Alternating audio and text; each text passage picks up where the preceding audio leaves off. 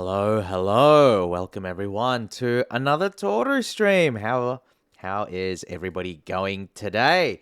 Kenjo, welcome to the stream. How you doing today, my friend? What's with the what's with the ha emotes, huh? Well, what's going on there? What's going on there? But how are you doing today? How are you doing today? And how's everybody out there doing today? Hope people are doing well.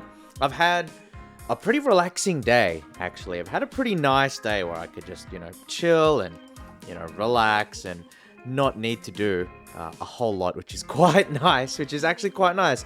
A little bit of a change of pace, right? Where, I don't have to, do a whole bunch of crap, right? And obviously the reason, I was lucky enough to get this quote unquote day off where I could just rest and, recover and just focus on my own thing and sleep a lot, to be honest. Is because the Queen passed away, right? And they announced like a special day for mourning the Queen, right? We're out here supposed to be mourning the Queen, but I was asleep this morning, right? I didn't wake up until the afternoon. So there we go. I mean, it's like, for obvious reasons, like I'm not going to get into the whole... I'm not going to get into the whole, the Queen this, the Queen that, politics this, politics that. I'm not going to get into that. But, it does speak to how much the Queen and the monarchy and stuff like that have impacted the lives of people all around the world. Because, her passing away is a big global event. I think they had a live stream. I'm pretty sure they had like a live stream of like the funeral procession and everything, and I think it peaked at like 600,000 viewers, which is a lot, right? 600, like 500,000 people or something like that, or maybe over 1 million or something like that. So, definitely did impact a lot of people seeing the seeing the funeral procession. But yeah, I mean that's just the nature of the monarchy. That's the nature of the UK. And that kind of thing, because, you do have all of these Commonwealth countries that still recognize the monarchy as the head of state. So definitely there's a lot of impact. And I think, we may see the impacts continue to be felt, over the coming days, weeks, months, and years ahead. Because if you think about it, like, the Queen was the Queen for a longer period of time than most people were alive, right? And so it actually is like a big, sort of significant change. And we'll see what comes out of it. But yeah, I don't want to get too deep into it, because if I'm being honest, I don't have too many complex thoughts on it. I don't have too much of an opinion on, the Queen and all of that. So I don't want to talk too much about it, because I don't really know, a lot about the subject. But nah, just you're a real one, Queen, you kicking the bucket has given me a day to rest and relax and sleep in, so I am thankful for that, but yeah, I've been, pretty chill today. I've just been able to relax and rest and that kind of thing, and I did wake up obviously earlier, but, probably around lunchtime or whatever. I woke up at around lunchtime, and I've had other errands to do, so I haven't had a lot of time to do. I haven't had a lot of time to work on like my to-do list. So yesterday, when we were doing the Guild Wars and Harvestella stream, I talked about how I had a whole bunch of things that I wanted to do on the weekend, right? There's this, there's that, to do with my stream, to do with my channel, and there's like a lot of stuff that I wanted to do and that I need to work on, right? And so I made a little bit of a list, right? And hold on, if I can just find it for just a second. Just give me a moment. There we go. I think that should be it. Yeah, I got a list right here. Oh my god, that really does not work the way I would like. Let's make the outline bigger. There we go. That should be pretty straightforward. So, this is my to-do list for this weekend. I said to myself, okay, Toru, you need to do this, you need to do that. There's a whole bunch of stuff that you can be doing to improve your stream and to work on and stuff like that. So I wrote out a list. I wrote out a list yesterday and I showed it on stream and blah, blah, blah. And so these are the things that I need to be doing this weekend and that I want to do this weekend, VTubing related or, well, not all VTubing related, but mostly VTubing related, right? I need to make my Discord server. I've been freaking thinking about it for like a year now and I still haven't made it. So I need to make the Discord server. I need to make a new schedule, which is an ongoing thing. The schedule, I think, shouldn't take too long because I've got like a basic format. If you're on Twitter and all of that stuff, there are a lot of resources where you can get free schedule templates and things like that. And what I was planning on doing was just grabbing one of those templates where I could find it and then slapping on the wonderful artwork that Glimmycat made for me yesterday. If we can put that on screen as well. Boom, there. So Glimmycat drew this for me yesterday. Very, very cool. Very, very cool. And I'm probably just gonna like isolate myself in the fan art, and then just use that for the schedule. So I can probably do that after the stream. That won't take me too long. Potentially overhaul the stream panels and maybe commission some. So this one is probably one that I'm not going to do. And the main reason why I'm probably not going to be doing like the stream panels and that is because I actually have a 2.0 model. I have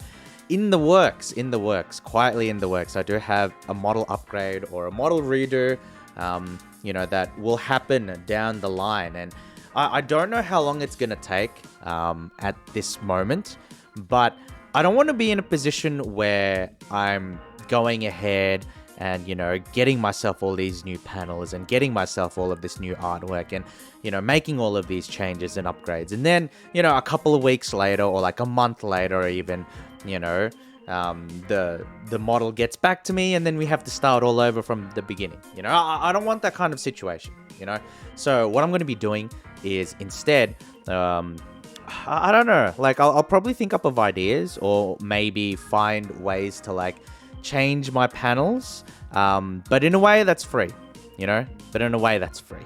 I don't want to commission anything and then, spend money that I don't have on stuff that will just get replaced in a couple of months. I don't think there's too much of a point in that. So, this one is a probably not kind of scenario. So if we go here, we could just say probably not, right? Probably not. All right. Fix YouTube VOD archive. So what I wanted to do with that, because I actually have a whole bunch of videos uploaded onto my YouTube, but they're not live, they're not viewable, they're just private, they're just for me. This VOD was made for me.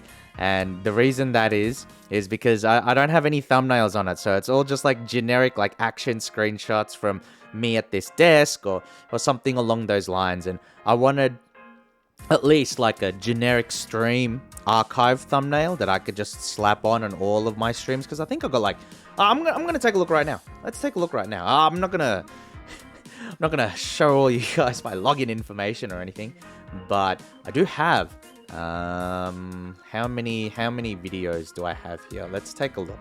Just give me a second and let's see. Yeah, because like I have a whole bunch of videos on the YouTube, obviously, but in terms of like stream archives, I do have quite a lot that just aren't public. The majority of my videos are, just my build videos and things like that. So please do check out the YouTube with that particular thing, because that is fun. But let's see. If we talk about streams specifically, and I have a couple more streams that I can upload over the next few days. So we've got 1, 2, 3, 4, 5, 6, 7, 8, 9, 10, 11, 12, 13, 14. 14 videos, 14 VODs that are, I don't think they're publicly viewable currently on my YouTube, and they're all just waiting.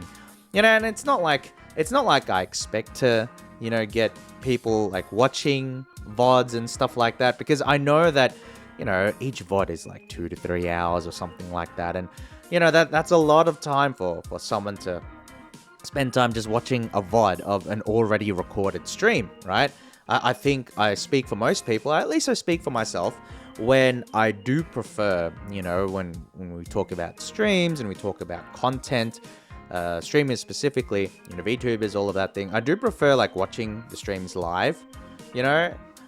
If it's a VTuber that I particularly like, then I'll go ahead and, watch the VOD. But obviously the preference is to watch live. And so, I'm under no illusion that the VODs aren't really going to get any views. But it's just good to have them, right? It's just good to have them because, you go through weeks, you go through months as a VTuber. And then, like, the idea that, your work, that your streams and all of that sort of blur together, like, it sort of gets embedded in your mind where, I'll go through weeks where I stream like, 3 times a week maybe, or 2 times a week or whatever. But then I'll look back and I'll say, well, I didn't, it's like, well, you look back at the videos and you say, oh, this is where that happened. That is where that happened, right? And so it's just nice to have that archive and just to have essentially that kind of, that kind of anchor for yourself, just to show that, okay, you've actually gone through, like, you've gone through this game, you've talked about this thing, you have accomplished that thing, you are archiving your journey as a VTuber, as a streamer on Twitch, right? And so just having that archive there is almost just like, a reassurance that, you have taken this journey, that you have accomplished this, that you have accomplished that, and it's not, it's not just ephemeral. So I definitely do want to go ahead and, get myself a generic stream thumbnail. I haven't decided what it's going to be yet, but once I do, it'll be on there, and I should just be able to slap it on all of my, VODs. There's, like I said, there's like 14 there or something like that. I'll just slap that onto all of my VODs, and we'll be good to go. We'll be good to go for that. I don't think that should take too long. Add Discord, Twitter, YouTube links to stream elements. I also think that this shouldn't take too long. I think the main thing that I need to figure out is just how frequent do I want it to occur, right? Because I don't want a situation where it's like, the bot is like the only thing that's in the chat, the only thing that's active in the chat. I don't want that kind of situation, because it just, it's like, oh, that's unfortunate, But maybe I'll just have like, like a command to throw out the links, right? So like, exclamation point Discord, exclamation point YouTube, exclamation point Twitter, or maybe like a general one for social media. I should probably do something like that. That's probably for the best. But yeah, with regards to all of those plans, I should be able to do all of them. Welcome Jizaku. How are you doing today? No giveaway today. I don't think I've ever done a giveaway on this channel, and unfortunately, I am not. I'm not affluent enough to have a lot of things that I can afford to give away. But how are you doing today? Hopefully you're doing well. But yeah, I've got like, so with regard to like the other things on my list, I have been able to do them. So I'm pretty confident I'll be able to do everything on the list, which is nice. Right, and the last two, which is make a tank herald for Guild Wars 2, because I do a decent amount of Guild Wars streams now. I have the weekly stream, and I may stream even more. Yeah, I may stream even more Guild Wars, which is sort of like, it's funny because I'm not particularly enthused by the game, if I'm being honest. It's not like, oh my god, Guild Wars 2, it's so awesome. No, I'm not really feeling it, if I'm being particularly honest. But there are groups, there are people that I do spend time with, and I do have fun with, and I do want to continue that. And for the sake of, making those experiences and, the times with those groups easier and, more fun, having a bit more variety, I do want to make a tank character. Because I do have quite a bit of experience in tanking in Guild Wars 2, but on a class that's not really used anymore. Yeah. So I want to go ahead and make a tank herald And that was one of the things that I decided that I should be doing, right? Because when we had the stream yesterday, I was playing Guild Wars with, my friends and our raid group. And, I was just a unga bunga DPS. And I said, you know what? I should try playing a support class, try playing a tank, because that's something that I'm confident that I can do well. And so I chose my profession, I chose my class, which is Herald or Revenant rather. And I said, okay, as as chat is my witness, I will accomplish these deeds on this long weekend. And thankfully today I had the time to, pick out the gear and all of that stuff, and we were able to get it done. I was able to make a tank herald. It's, a lot of builds will have, preset equipment. You need this and that to be, let's say, commanders or minstrel or whatever, You have a set out build. You have a proper build. But not in my case. My my Revenant doesn't have a proper build in terms of equipment, because I basically just went in and around my account picking off, items that could be relevant. I said, okay, this is a minstrel piece. Okay, this is a giver's piece. Okay, this is a harrier's piece. I'm just going to take that. I'm going to take that. I'm going to take that. I'm going to take that. And I went ahead and I did that for like half an hour. And I was able to put together like this Frankenstein abomination of a character. Because if you're familiar with gear stacking in Guild Wars 2, if you're familiar with, sets, gear sets and things like that, some of the stats that I'll display on screen, and I'll post it on... Wait, hold on, actually, do I have a... Okay, let me see if I can save it. But I'll post it on screen, and if you're familiar with, like, some of the gear sets and things in Guild Wars, you'll say, well, that stat doesn't really make sense, Toru, or that allocation doesn't really make sense. Like, how did you get that? How did you get that? And, let me just say, I got this kind of stat allocation just by scrounging around my various inventories to try and get enough gear to put together for a build. And so this isn't particularly optimized, this isn't particularly good, let's just say, but it is what I have. It is what I have, and I think what I have is good enough. I think what I have is good enough. So let me just post it on screen. Here we go. Boom, boom. Here we go. Low energy rev, and I actually really like this. I actually really like this name, and the majority of my names in Guild Wars 2, are like, lore relevant. It's lore related, right? But I do have some characters that are like, haha, fourth wall meme, haha, So this is definitely one of them. Low energy rev, and so this is a Revenant, and then obviously I'm gonna explain the joke because I'm lame like that. If you're not familiar with Guild Wars, it also helps, right? So Revenant is the class that this character is. So that's where obviously Rev comes from. And so the major mechanic for the Revenant is energy. And energy is a specific mechanic that gates your ability to like use skills and things like that. There's a lot of modifiers for your skills and your abilities and your power levels based on energy. It's a resource that the class uses in order to fulfill its duties, fulfill its roles, do things, basically. And so low energy rev is just a little bit of a riff where, as a turtle, you're not the fastest thing around. I'm not the fastest creature around. I don't have high energy levels. And so it just meshes really nicely with the fact that it's a Revenant and energy is like the profession mechanic at play. So there's just a little bit of wordplay, and yes, I had to explain my little joke character name in excruciating detail, therefore making it unfunny. But but I'm proud of the character. Just don't look too closely at the stats. I like the fashion as well. Okay, so what I will say is, in my personal experience, so obviously your mileage may vary, but based on the skins that I have unlocked, finding a good kind of aesthetic for heavy class char characters is extremely difficult. It actually is really, really difficult. I think one of the easiest ones, one of the easiest aesthetics that you can use as a char is just like a full legendary set, but full legendary armor set. But I don't have that, and a lot of the skins that I do have unlocked for the heavy armor class, I don't actually like very much on like a big bulky char.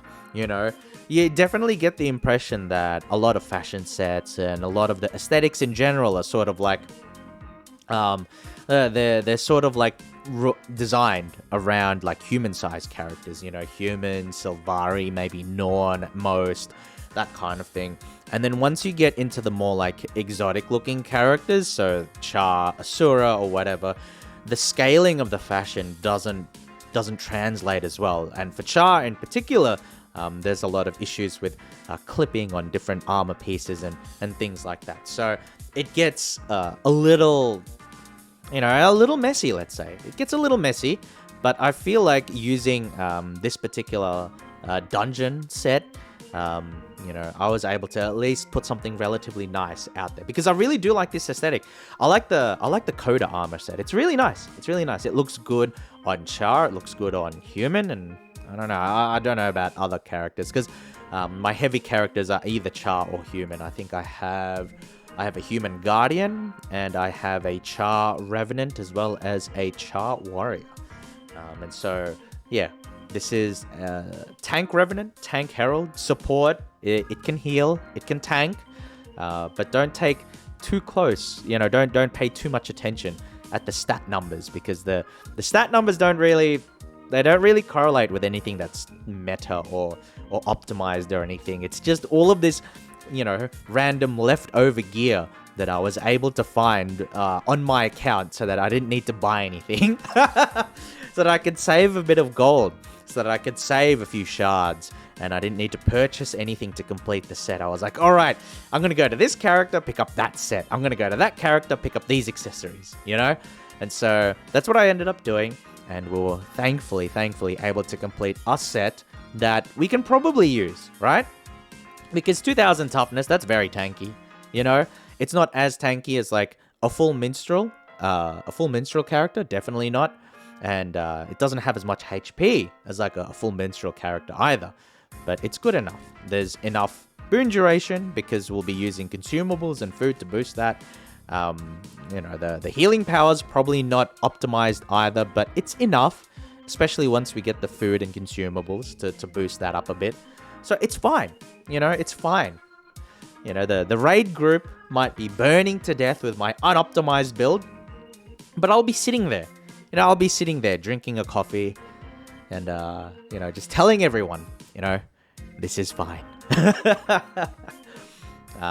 But yeah, that's my character. That's my character. Low energy rev. And so, fingers crossed, next week, next Wednesday specifically, Shife and Yesotron, so the group that I run with, will allow me to run it, and we can do a little bit of tanking. And it'll be good. It'll actually be good, because I have a decent amount of experience with tanking, so I can explain, the mindset behind tanking various encounters. Because what I've been doing is just like sort of holding back and chilling and re-acclimatizing myself with the game, with the raids. But hopefully as a tank, maybe, possibly, potentially, I could be a bit more talkative and explain the process. And explain the process especially to like the raid group and stuff, and understand, positioning and things like that. Because, I don't know, like, I say all of this stuff that makes me sound smart and like a veteran, and I know what I'm talking about, guys. But there's every possibility that I'm just completely washed, and I will cause more wipes than anybody else in the group. That's definitely a very possible outcome. However, I'm hoping that, we can at least do a little bit of something with it, right? At the end of the day, I have a character that I want to tank with, and, fingers crossed it all pans out okay. And if things go well, then I can, talk through the process with you guys and, give you guys a little bit of an understanding of what it's like to tank in Guild Wars 2, because the Guild Wars 2 raiding process depending on your role, can be very, very different. The healer's role, a support's role, is different from a tank's role, which is different from a, DPS's role, which is different from like a special mechanics role. And so getting that perspective of someone who is tanking, I think is probably something that you don't see that much with Guild Wars 2 streams. You get a lot of perspectives from people who are either DPSing or who are playing like a healing support character, but you don't get that many from tanks because, there's like 10 spots in a Guild Wars 2 raid. There's probably like 2 or 3 support characters, and then there's like 6 DPSs, and then there's only 1 tank. So obviously, just because there's less who fulfill that role, then you're less likely to get that perspective. And so hopefully that will be something at least a little bit interesting to watch and that kind of thing. But anyway, that's Guild Wars 2. That's that part of the list. And so we got one left. Edit of Arya looking at me like walking garbage. So this was something brought up by Jizaku yesterday, and I actually did complete the meme. If I can find where I saved it. And so it's like that meme. It's like that meme. He was looking at you like you was walking garbage, right? I'm pretty sure you guys have seen that meme. Surely you have. Yeah, does anybody in chat know that, like, not know that meme? Surely you guys know that meme. Now, where did I save it? Or did I not save it? Did I just, like, post it and then not save it? If that's the case, I'm actually going to save the image right now. Wait, no, I've got it. Wait. Do I not have it in Photoshop anymore? Oh, I guess I don't. All right, well, I've seen it plenty of times in real life, says Jizaku. Oh, no. Oh, I'm not really sure if that's a good thing, my friend. Is that, I'm not really sure if that's a good thing, Ah, found it. It was in my VTuber folder. I don't know why it's in my VTuber folder. But here we go. There we go. It was like she was looking at walking garbage. And then we can say, hold on. Wait. Can we... whatever. This is good enough. There we go. There we go. Okay, so now the meme is complete. Now the meme is complete. You were saying, Jizaku, Toru, you need to be in the shot as well, so that she can look at you and call you walking garbage. Well, here we go. Now the meme is complete. Oh, very nice. But, well, when you say you've seen it plenty of times in real life, are you talking about how you've witnessed other people being looked at like that in real life? Or are you saying that you yourself have been looked at in that way?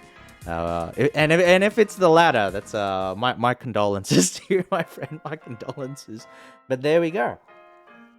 I actually did find it pretty funny that, because...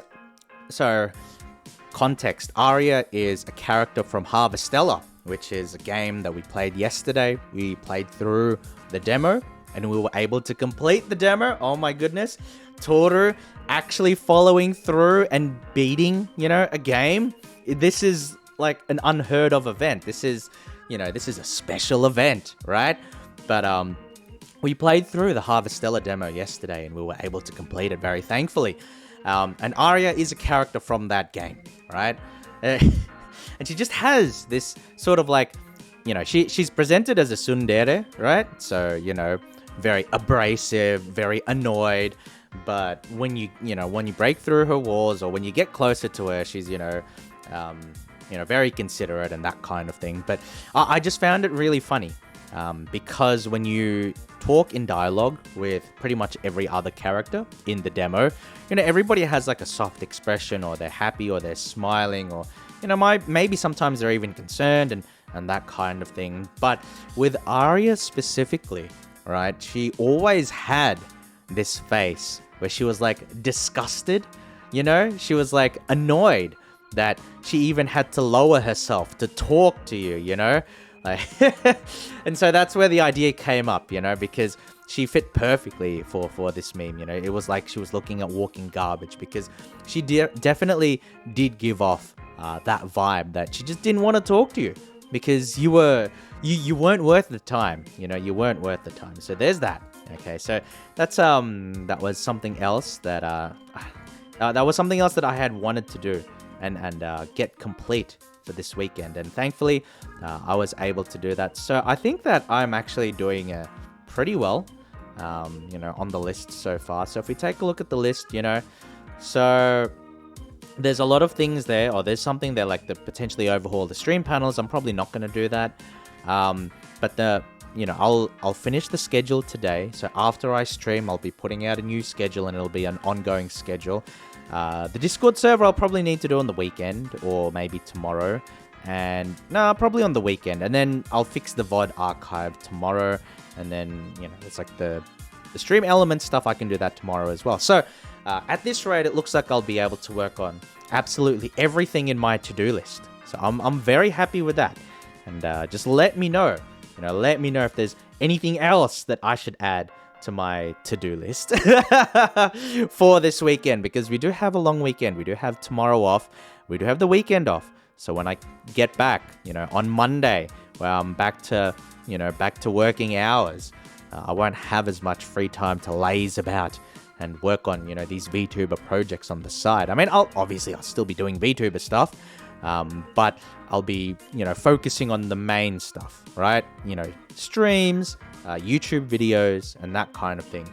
Whereas a lot of the stuff on this list is more like housekeeping, fixing up the stream chat, fixing up my YouTube VODs, making schedules, making Discord. A lot of that is just housekeeping. Nex, welcome to the stream. How you going? Nex? It's been a little while. How you doing today? RTX 4000? Nah, mate. Well, I mean, they did the announcement yesterday, right? And that's actually what I wanted to spend the stream today doing, before I got distracted and talking about like other stuff. But welcome, Nex. How you doing today? RTX 4000. I mean, yeah, we can go over it when like the video is up, because like, yeah, I wanted to go through the keynote speech and then we can watch the announcement. But yeah, like spoilers, I guess. Spoilers. God, it's damn expensive. It's damn expensive. I don't know if this is like the most unaffordable graphics card generation that's ever been released, but it might very well be. So there are a little bit of spoilers there, unfortunately. I barely have enough money to afford a cab. Oh, it's a little unfortunate. Oh, I hope that your financial situation improves. But I do know that, the way that the world is going and how things are generally, a lot of things are just getting more expensive. It's a rough world out there. So, fingers crossed, just hoping that things improve for you next. But I'm glad to hear that you're doing fine today. Hopefully, for the rest of this week and the weekend as well, you've got a sort of chill lineup plan so you can just rest, relax, recharge your batteries, and, just look after yourself. Because at the end of the day, that's always the most important thing. Not just you next, but everybody in chat. I hope you guys are looking after yourselves. I always try to stress that. Remember the time where you could get a good GPU for less than $1,000? Good times, yeah. Oh, geez, I remember when this was quite a while ago actually, but I remember when I was looking at like the Maxwell card. So this is like the GTX 900 series, and I think this was probably like this was probably like 2015, I want to say 2014, 2015 or whatever. And then it was like, I remember looking on websites because I wanted to get, I had a relatively new GPU, so I didn't need to get one, but I was just looking on websites and everything. And I remember specifically, it was like the high-end card. It was the high-end, it was the GTX 980, because this was before the 980 Ti came out. So it was the 980, and it was like the highest-end NVIDIA card at the time. And it was like $650, right? It was like $650. And I remember thinking at the time, like, oh my God, that's so expensive. I don't think I'd have the money for that, And it's like, man, if only I knew then what I know now. If only I knew then what I knew now. Like, yeah. if you want to get like a 4080, so like an 80 series graphics card, it's probably going to be more than double that, you know? It's like, it's a very, very, very expensive. Jazaki says it's because nobody remembers that they can price the new gen of GPUs so high. Oh, yeah. I mean, they can. That's why they do it, right? It's like they're pricing it at the absolute high point at what they can, right? Because they think people will go for it. And people will go for it, right? You know, you had a situation where with the 30 series, you know, you have GPUs that are probably the highest that it's ever been, right? And then you could say, oh, it's because of mining, it's because of, you know, the pandemic and all of that stuff. And, you know, it's just this combination of events that led to graphics cards being incredibly high in price. But then the problem with that is that companies like Nvidia and even, you know, AMD as well, you know, they see that and then they say, oh, you know, people are still buying the 30 series graphics cards. People are still buying the 6000 series AMD graphics cards. This must be an acceptable price. And so when they're releasing new ones, even though the conditions are different in the market, you know, we know that mining has gone to the toilet. You know, the effects from the pandemic are not as brutal as they once were. You know, so people are in a mood where, and, you know, price of inflation's going up and everything. And so people are expecting, you know, slightly more affordable graphics cards, or at the very least, you know, at the same level of value. But we're not getting that. It's just continually going up and up. And to me, what I find incredibly bizarre, you know, it's like the idea that gaming consoles are becoming more and more like computers, but then the price of the graphics card is, you know, is like outscaling the price of the console. To me, that's always been very bizarre, where you can, like, it costs more to get a single component in a PC than it does to get like a full-on console. You know, I find that to be so weird that, you know, that, well, it's not that, oh, that they can get away with it. Of course they can get away with it, but I find it so hard that it's just like, I find it so weird to believe, you know, that it's just like accepted and nobody really calls it out. But I mean, I guess that's the market. 2 years later, the RTX 6666, the Devil Edition. Yes, exactly. And then how much is it going to cost next? It's going to cost $6,666. There you go. That's the MSRP of the RTX 6000 series. It'd be $6,000. $1 for every pixel of ray tracing, right? Oh man. What a wild world. Honestly, what a wild world. But anyway, with all of that said, we're gonna hop in and take a little watch, because, okay, I've been preempted with this, because it's like, I looked at the keynote on YouTube and it's like an hour and a half long, but apparently some people have been telling me that a lot of it is just based on like AI and robotics and things like that. There's not that much about the graphics card. So, like, we've done stuff before where we've watched along to tech presentations and things like that. So if we're gonna have you know, a lot of boring stuff come across the screen, or stuff that I can't really talk about because I don't have the proper understanding, then we can just skip through it, you know, where we can just fast forward, or, you know, go fast through the video. We won't need to watch the whole thing as is, right? So hopefully it's all right for you guys. Now, I have this stipulation, of if this is good enough, I don't care. I still have the 1050 Ti. That's an aging card by now. But I do remember when it came out, the 1050 Ti was actually really good. It was like, you know, when it came out, it was like one of the best, like pound for pound cards.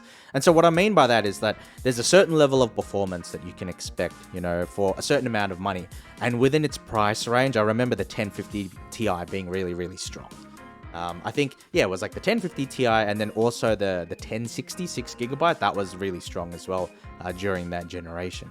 But nice. No, that's good. I mean, if you're able to make it work with the games that you want to play, then that's the most important thing.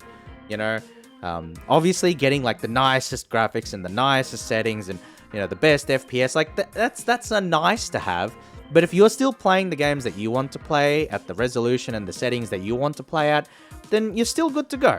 Then you're still good to go. So at the end of the day, you got to do what's right for your current setup and not just like, not just go for the most expensive card out there. Because, at the end of the day, there's always like a point where, spending more money doesn't really get you, noticeable improvement, right? And so hopefully, you're able to get yourself to a nice spot. That's essentially it. But we'll go over to the panel with the stream. Let me just move over here. Actually, give me a second. I will be right back. I'll be right back. This is a special occasion, right? This is a special occasion because we're talking about a special, event where they're announcing the 4000 series, among other things, right?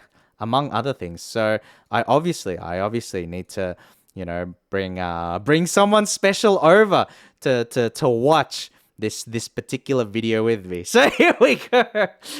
It is an NVIDIA event, right? It's an NVIDIA event talking about NVIDIA graphics cards. So who better than to bring over my husband, Jensen Huang, the CEO of the NVIDIA Corporation.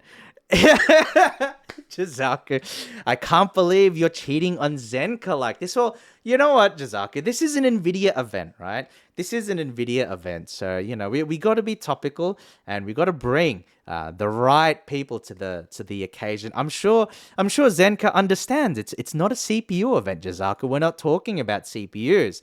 So Zenka understands. I'm a very loving turtle. I'm a very loving turtle. And today I'm bringing my husband, Jensen Huang, for this event. So if we just hop over to here, is this... No, that's not what I'm looking for. I think it's this one that I was looking for. Here we go. Ba-boom. There we go. So, this is the keynote. GTC September 2022 with NVIDIA CEO Jensen Huang. He's on the TV, he's on the screen, but he's also in my arms. So there we go. All right, let's begin. All right. Oh, wait, I forgot Computing is advancing at incredible speeds. The engine propelling this rocket is accelerating. Okay, sorry. I was just like, I wonder how old the picture on my Dakimakura is, because it's like I just realized, I'm looking at the Dakimakura and then I'm looking at Jensen Huang as well in the presentation. He definitely looks a lot older, right? Like the hair's different and everything. Like he's still got the same jacket.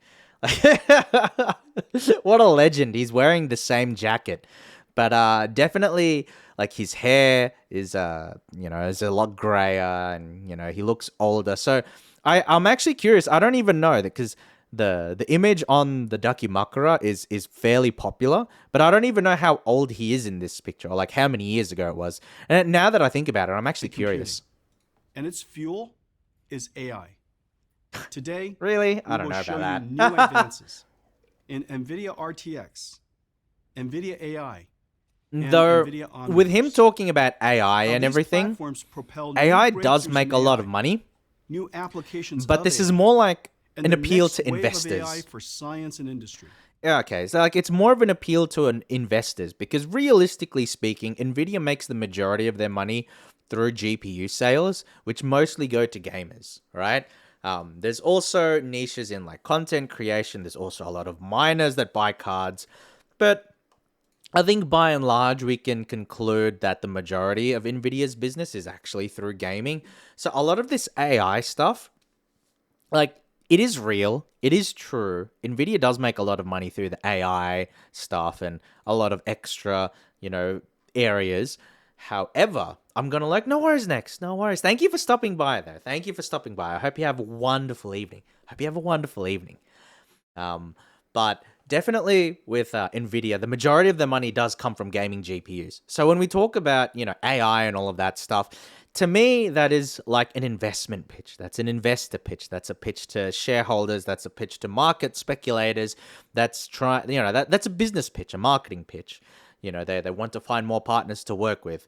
So when they say, oh, we're doing this with AI, we're doing that with AI, that's not to really say that they're actually doing that much with AI. It's more to say that, lol, it's posturing. It's to say, oh, we can do this with AI if you work with us, if you. So in and of itself, this keynote's not really aimed at the consumer. It's more aimed actually at potential business partners. We will announce new chips that power these new applications.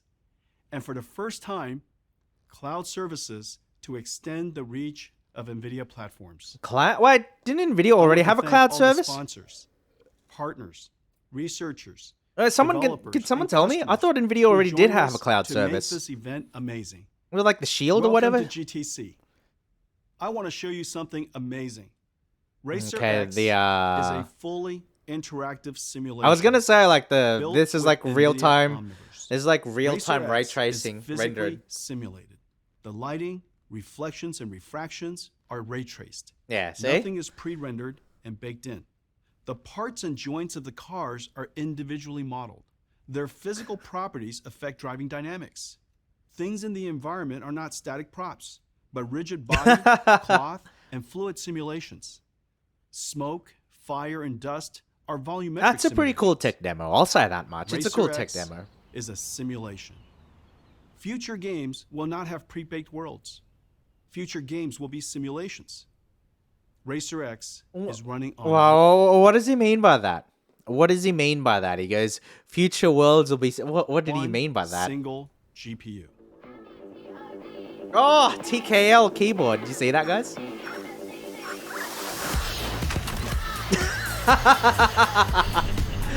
Oh.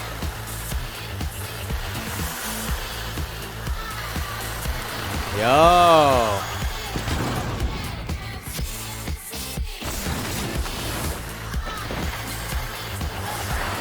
Oh, you know what this reminds me of? Sorry, I'm just like, so I'll be pausing and discussing stuff a lot. I tend to do that quite a bit, with my streams. But well, what I was gonna say, like this reminds me. Oh, what's the Obsidian game? Like the Honey I Shrunk the Kids game. It's like Minecraft oriented, but then it's like Honey I Shrunk the Kids. What's it called? Obsidian game. Welcome, Crania. How are you doing today? How are you doing today, Crania? Hopefully you're doing well. Hopefully you're doing well. It's called Grounded. I don't know. It just reminds me of that for some reason. And the art style is not even similar. So the idea behind Grounded is that you play like as a kid who's like being shrunk, and then you're like stuck in the backyard. And so your entire world is like the backyard, and then you deal with bugs, and you deal with creatures, and you deal with like mundane stuff, but it's all like all scaled up, right? And so I don't know why, like the focus on like the giant baseball and then like the RC cars instead of real cars, it just made me think of that scale, where it's like Honey I Shrunk the Kids. It's like you're a person, and then you get shrunk down to like the size of like an ant or something like that. I'm good. Is your wife here today? No, I'm here with my husband today, Craney. I'm here with my husband, Jensen Huang, because what we're watching today is a speech, a keynote, a presentation with NVIDIA. And Jensen, my husband here, is actually the CEO of NVIDIA. So I just felt that it made for a more topical partner for today, as opposed to my usual wife, who is AMD based.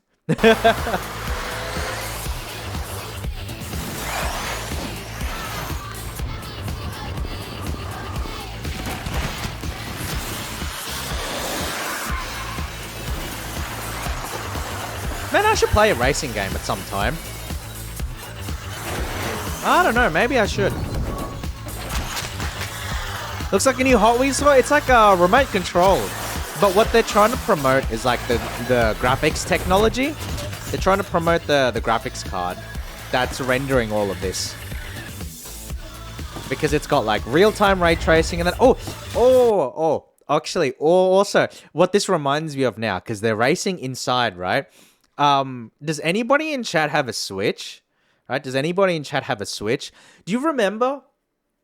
It didn't. It wasn't even that long ago. They released like they released a Mario Kart that that took data from like the real world, right? Because you have you have the trackers and everything, and you take photos, and then you can make race courses based on like the inside of your house and things like that, and then you could make obstacles out of like the house pets and stuff like that.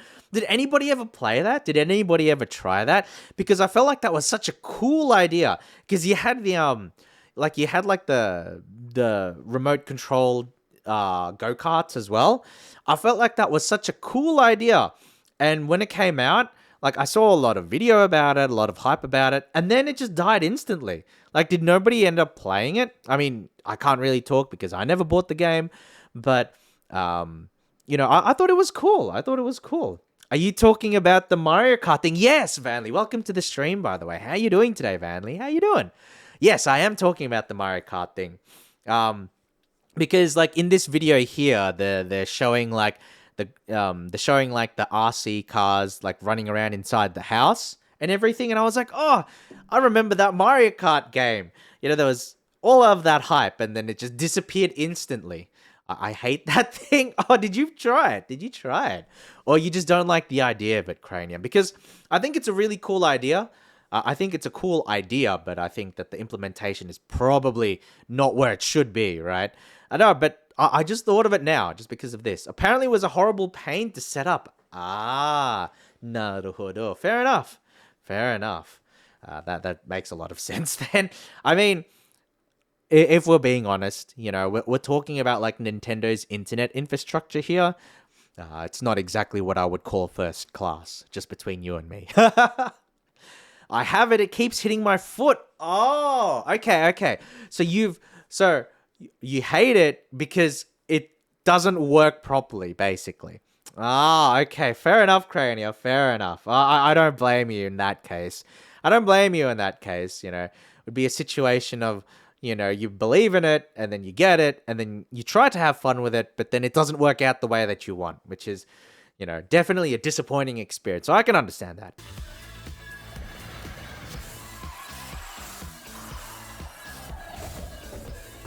Yeah, see, like, look at this.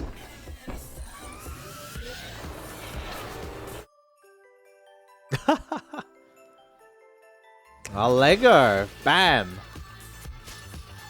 No, the tree. But stuff like this is, like, to me, I actually think it's really cool. However, obviously the implementation is important too.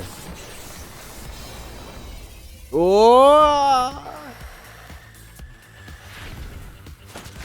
Though, another thing though is that even though this looks so cool, like imagine how annoying it would be to set up, right? Imagine how annoying it would be to set up this kind of race course or this kind of course in real life. Oh, like, oh man.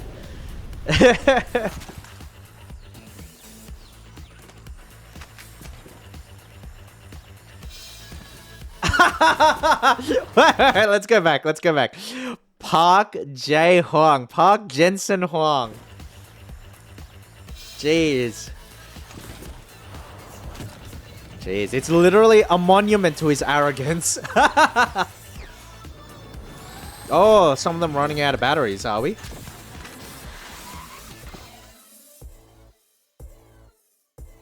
There we go. And then they're just hyping this up as like it's basically a tech demo. Let me tell you how we did it. That's what you call a place? Yes. It is a place. A quarter of a century ago. GPUs revolutionized 3D graphics and created a medium with an infinite palette for Actually, let's... Why am I at 480? Why am I at 480? You guys are just seeing it blurred. Sorry about that. Shaders with 2 new processors. RT cores accelerate real-time ray tracing.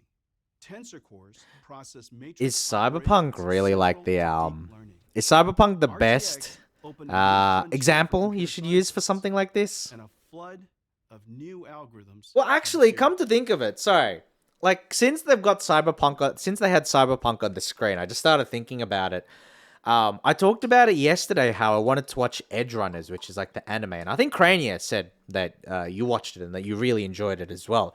Has anybody else in the chat watched it? Because like I've heard nothing but good things about it, so I'm pretty sure Crania was on the money with it. But like I ask because I wonder if anybody would be interested in watching me play Cyberpunk. I guess that's where I'm going with this.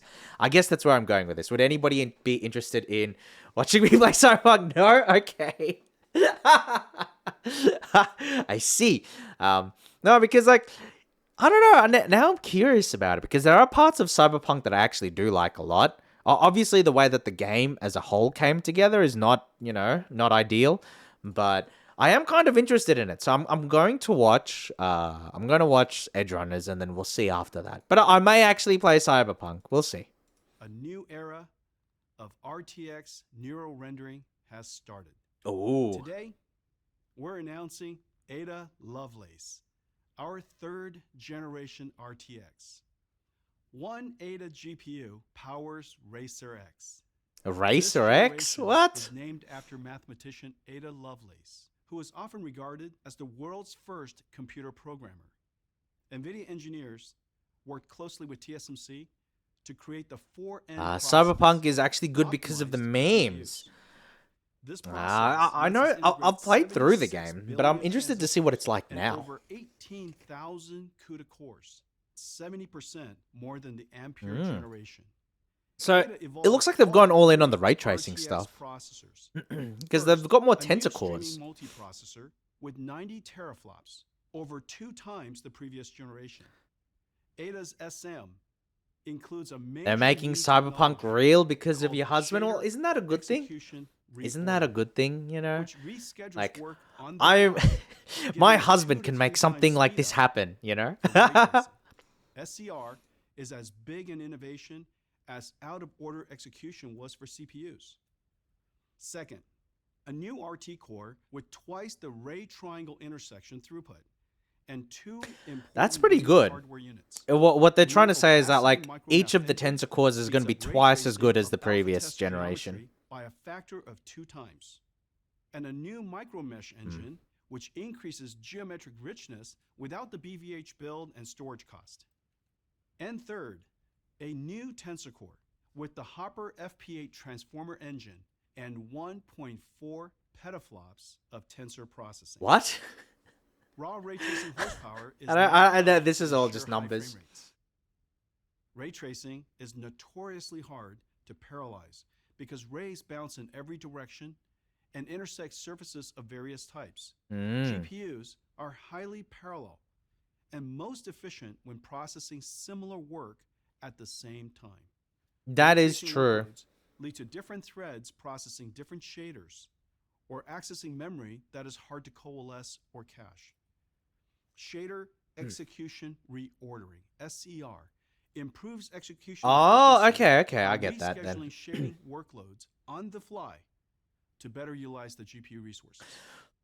We're seeing up to 2 to 3 times increase. Okay, what I'll say is that like this technology is not new. The idea of like scheduling reordering, right?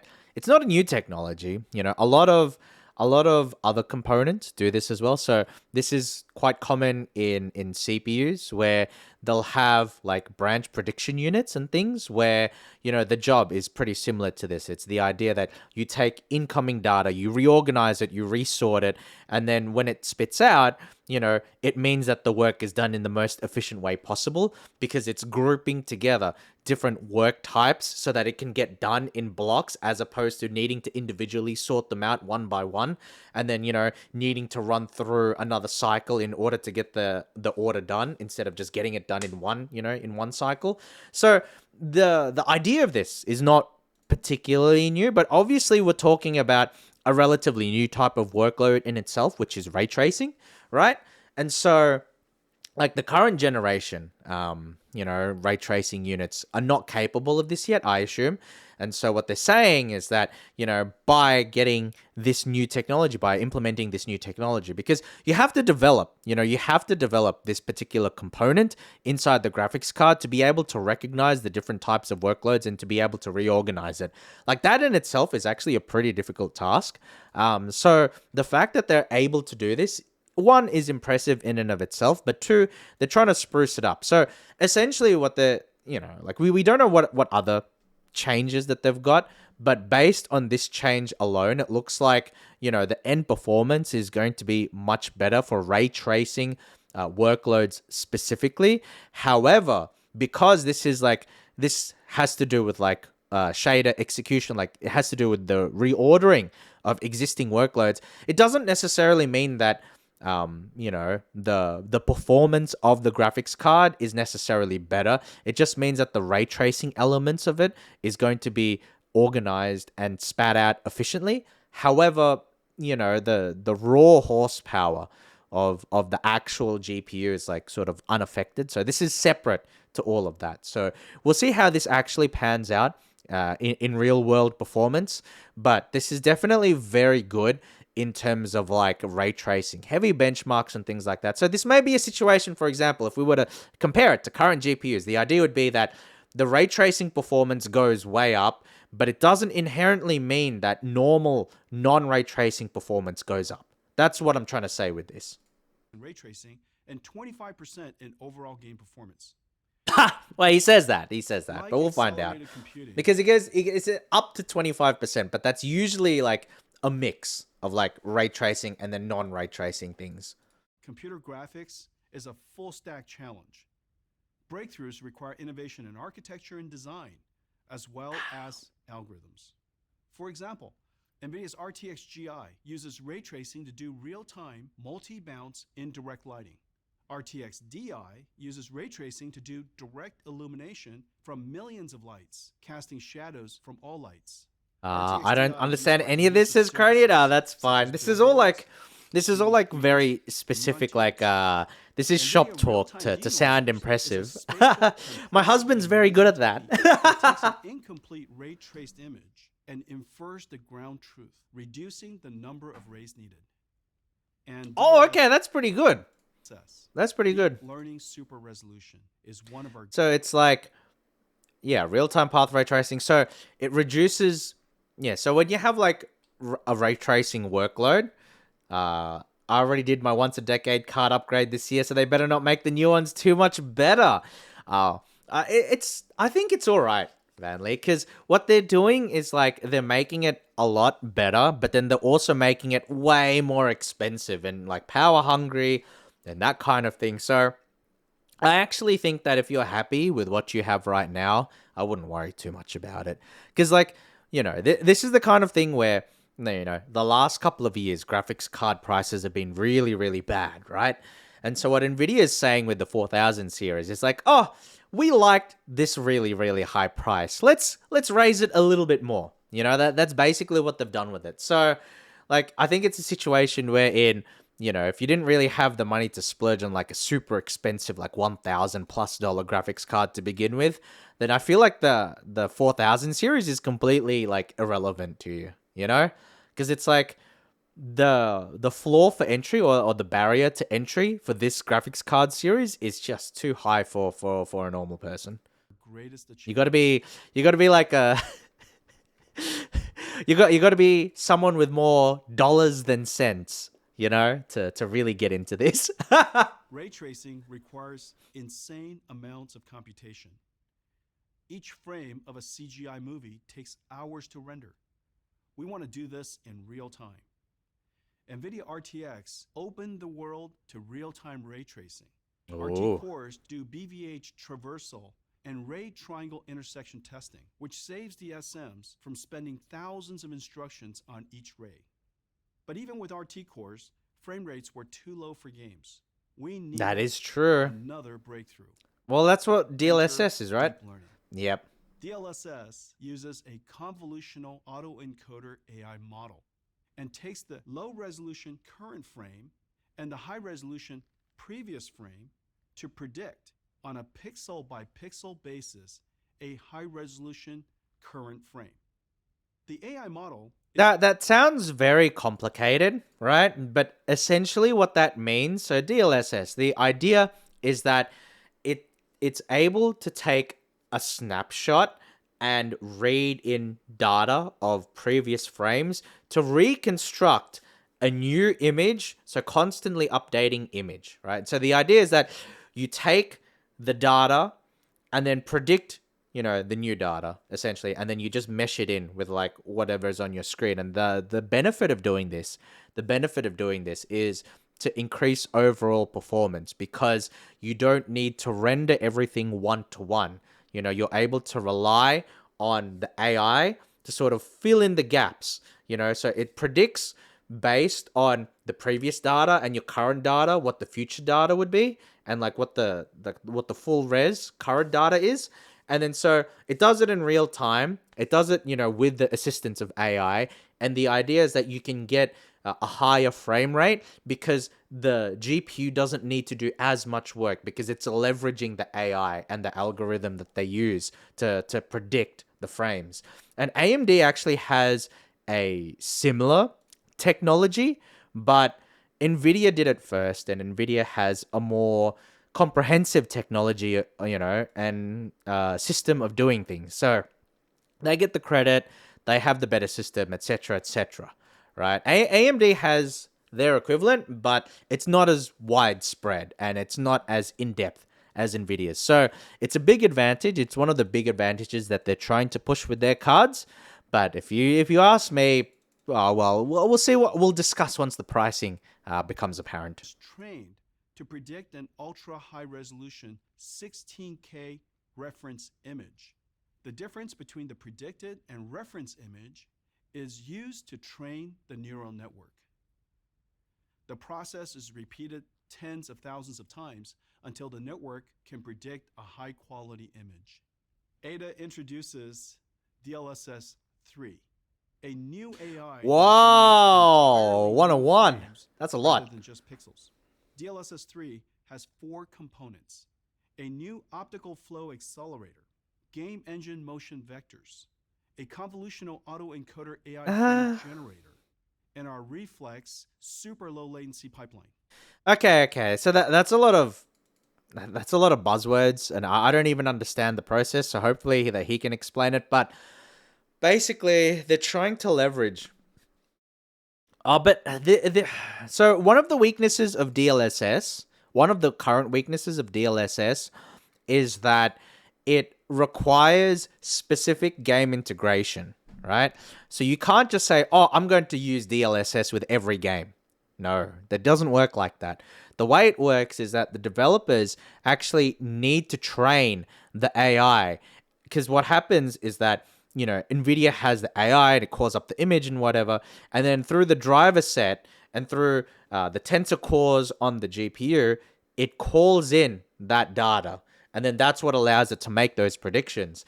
But the AI needs to be trained on the game level by the developers before you can take advantage of this function on your graphics card. So if a developer doesn't work with NVIDIA to implement DLSS, then it doesn't work, right? It doesn't work. Then that's why you don't see DLSS on every game. It's only on some games.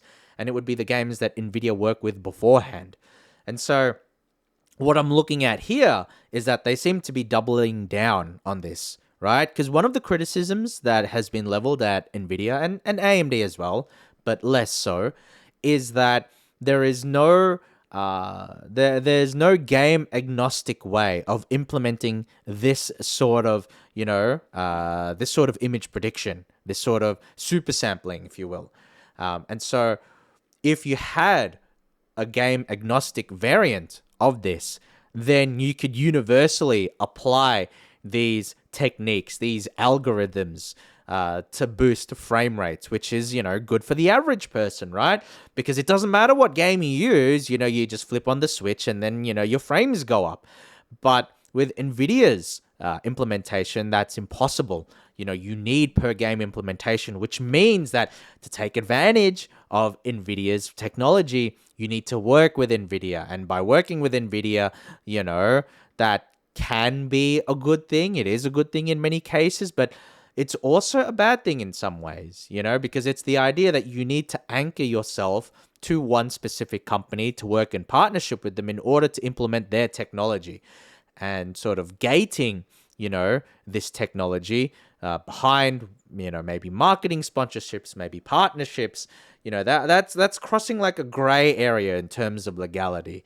And look, Nvidia's going to get away with it, but I personally don't like it as a practice. I prefer practices which are, open. I prefer practices which, sort themselves out more to like market fairness and things like that. But I mean, if Nvidia has the technology to leverage, then they might as well just leverage it.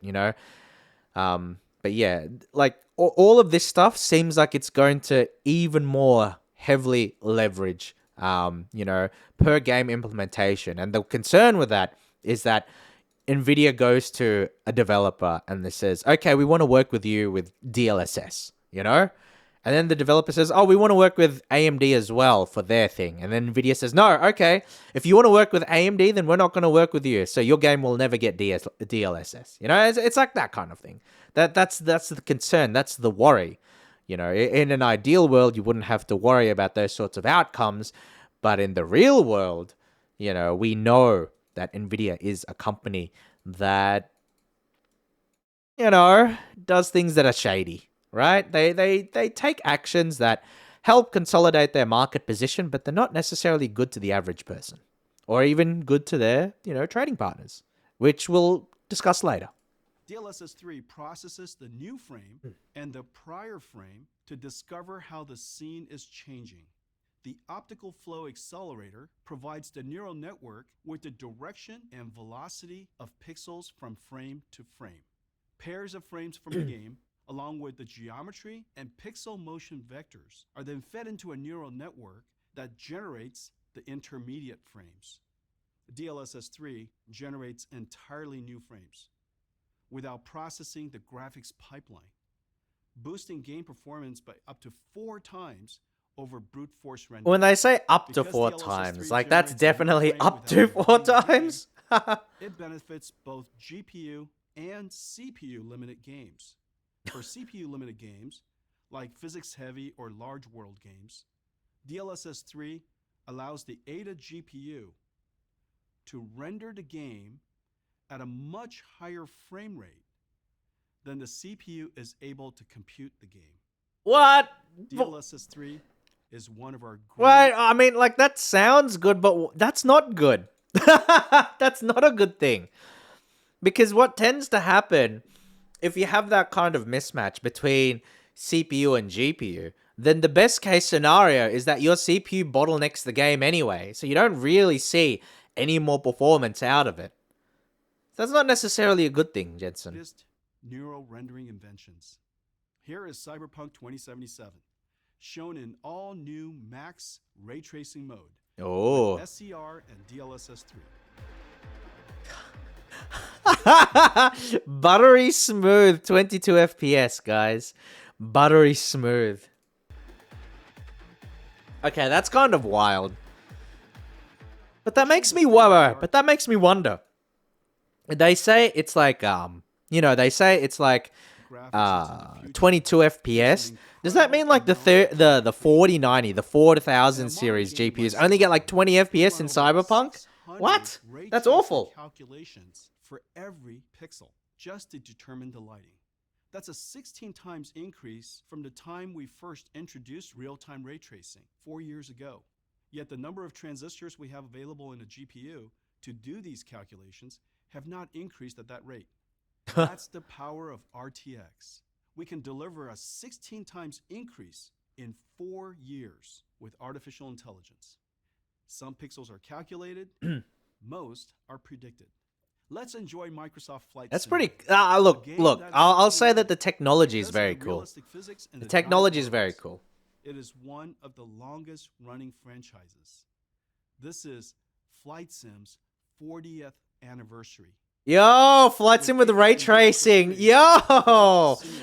Oh, who wants to watch me play Flight Simulator? I want to play Flight Simulator, actually. I don't have like the joystick or like the special setups or whatever, so I would just play on a controller. But I keep seeing like the graphics on Flight Sim, like 2020 and stuff like that, and I think to myself, oh man, I'd love to play that one day, but I never get around to doing it. I don't know. Would it be fun to watch, do you guys think? I don't know. You'd probably just watch me crashing a lot of planes. Oh, that looks cool though. But I really like it because they take a lot of like the geographical data, you know, from the real world, and then so as you're flying through it, it feels like it's true to life. You know, that's one of the reasons why I like the graphical styling of it. Portal RTX. Portal? What? What about Portal 3? Portal 3 with RTX would be nice. Celebrated games in history. Portal was developed by Valve and released in 2007. Portal's not a game that needs RTX. What do you think, guys? Do you think Portal needs RTX? I think we just need a new Portal game. Is both nostalgic and futuristic at the same time. Let's take a look. This was a triumph. I'm making a note here. Huge success. We do what we must because we can. For the good of all of us, except the ones who are dead. Welcome to the Aperture Science Computer Aided Enrichment Oh, Center. come on. It doesn't look that much better. Cake and grief counseling will be available at the conclusion of the test. The other thing that I'm wondering, though, is like, how much is the FPS going to be hit? Okay, how much is the FPS going to be hit by? Because, like, they've done this in previous generations. Like, when the RTX 3000 cards came out, they did like a what is it, like a Quake 2? I think it was Quake 2. Quake 2 RTX edition. And that game had terrible FPS. You know, it's like a game from like the late 90s, and then you're running it on a modern graphics card and you're only getting like 30 FPS because of the ray tracing. That's awful. So I wonder what kind of performance you could get on this Portal.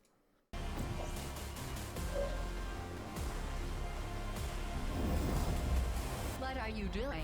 Stop it.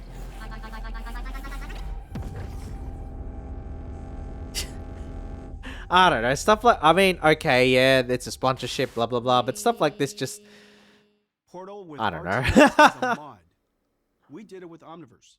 Modding is a massive it's a culture. mod. Everyone Wait, they're getting footage from a YouTuber, Sin Gaming Mod. So he does a lot of like real-time ray tracing showcases and stuff. And so this is like a Skyrim mod.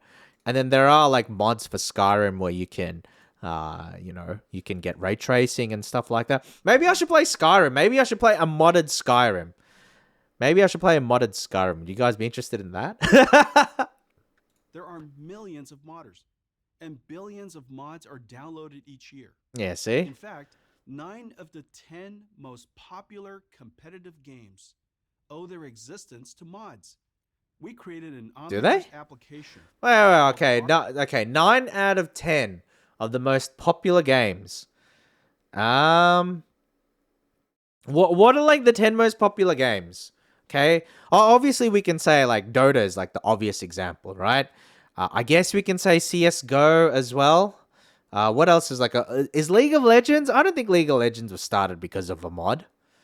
Well, like what are like the other biggest games? Like Valorant, Apex. Apex wasn't started by a mod. I mean, it's an offshoot of Titanfall 2, but it's not the same thing. I don't know about that, Jensen. I don't know about that personally. And capture the game into USD. Wait. Morrowind? This is Morrowind. This isn't Skyrim. This is Morrowind. Wait. So, announcing RTX Remix. So, you can get ray traced Morrowind. Okay, now I'm awake. Now I'm interested. Popular competitive games owe their existence to mods. We created an Omniverse application called RTX Remix. Okay, for okay, game okay. mode. Start the game and capture the game into USD, which is loaded into Omniverse. Okay. Here, we're using Yeah, Elder it's Morrowind.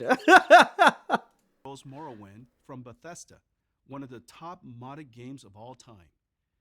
Once in RTX Remix, the AI-assisted toolset has deep learning models to upres textures and Yo, assets, and oh, what? materials What? to have physically accurate properties. Whoa. Okay. So they say it's a mod. They say it's a mod, but like, I want it. I want it now. I want to open up Morrowind, flip the RTX on switch, and then bam, it's a brand new game with ray tracing. I want that. I want that. Skywinter's okay. Yes. That is like that's a mod that's currently being worked on, right? How are you doing today, by the way? Okay, how are you doing? Kendra says the league wasn't, but the developers worked on early Dota.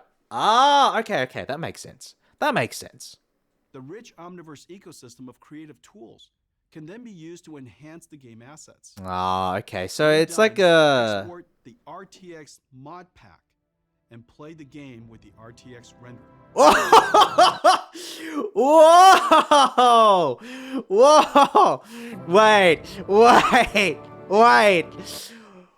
My mind is blown. Can I really just like open this up in the toolkit and then press a button and then have the assets auto save, and then bam, it's a mod, and then bam, it's RTX Morrowind with ray tracing.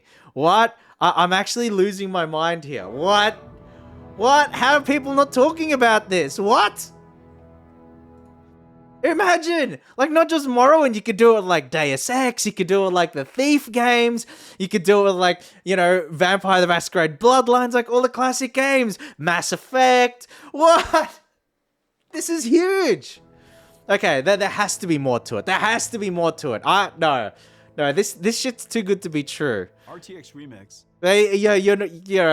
We're married, but you're not lying to me, are you, Jensen? You're not lying to me, Jensen. Like, I need to know. You're being straight with me, right? You're being honest with me. I need to know. Oh my god.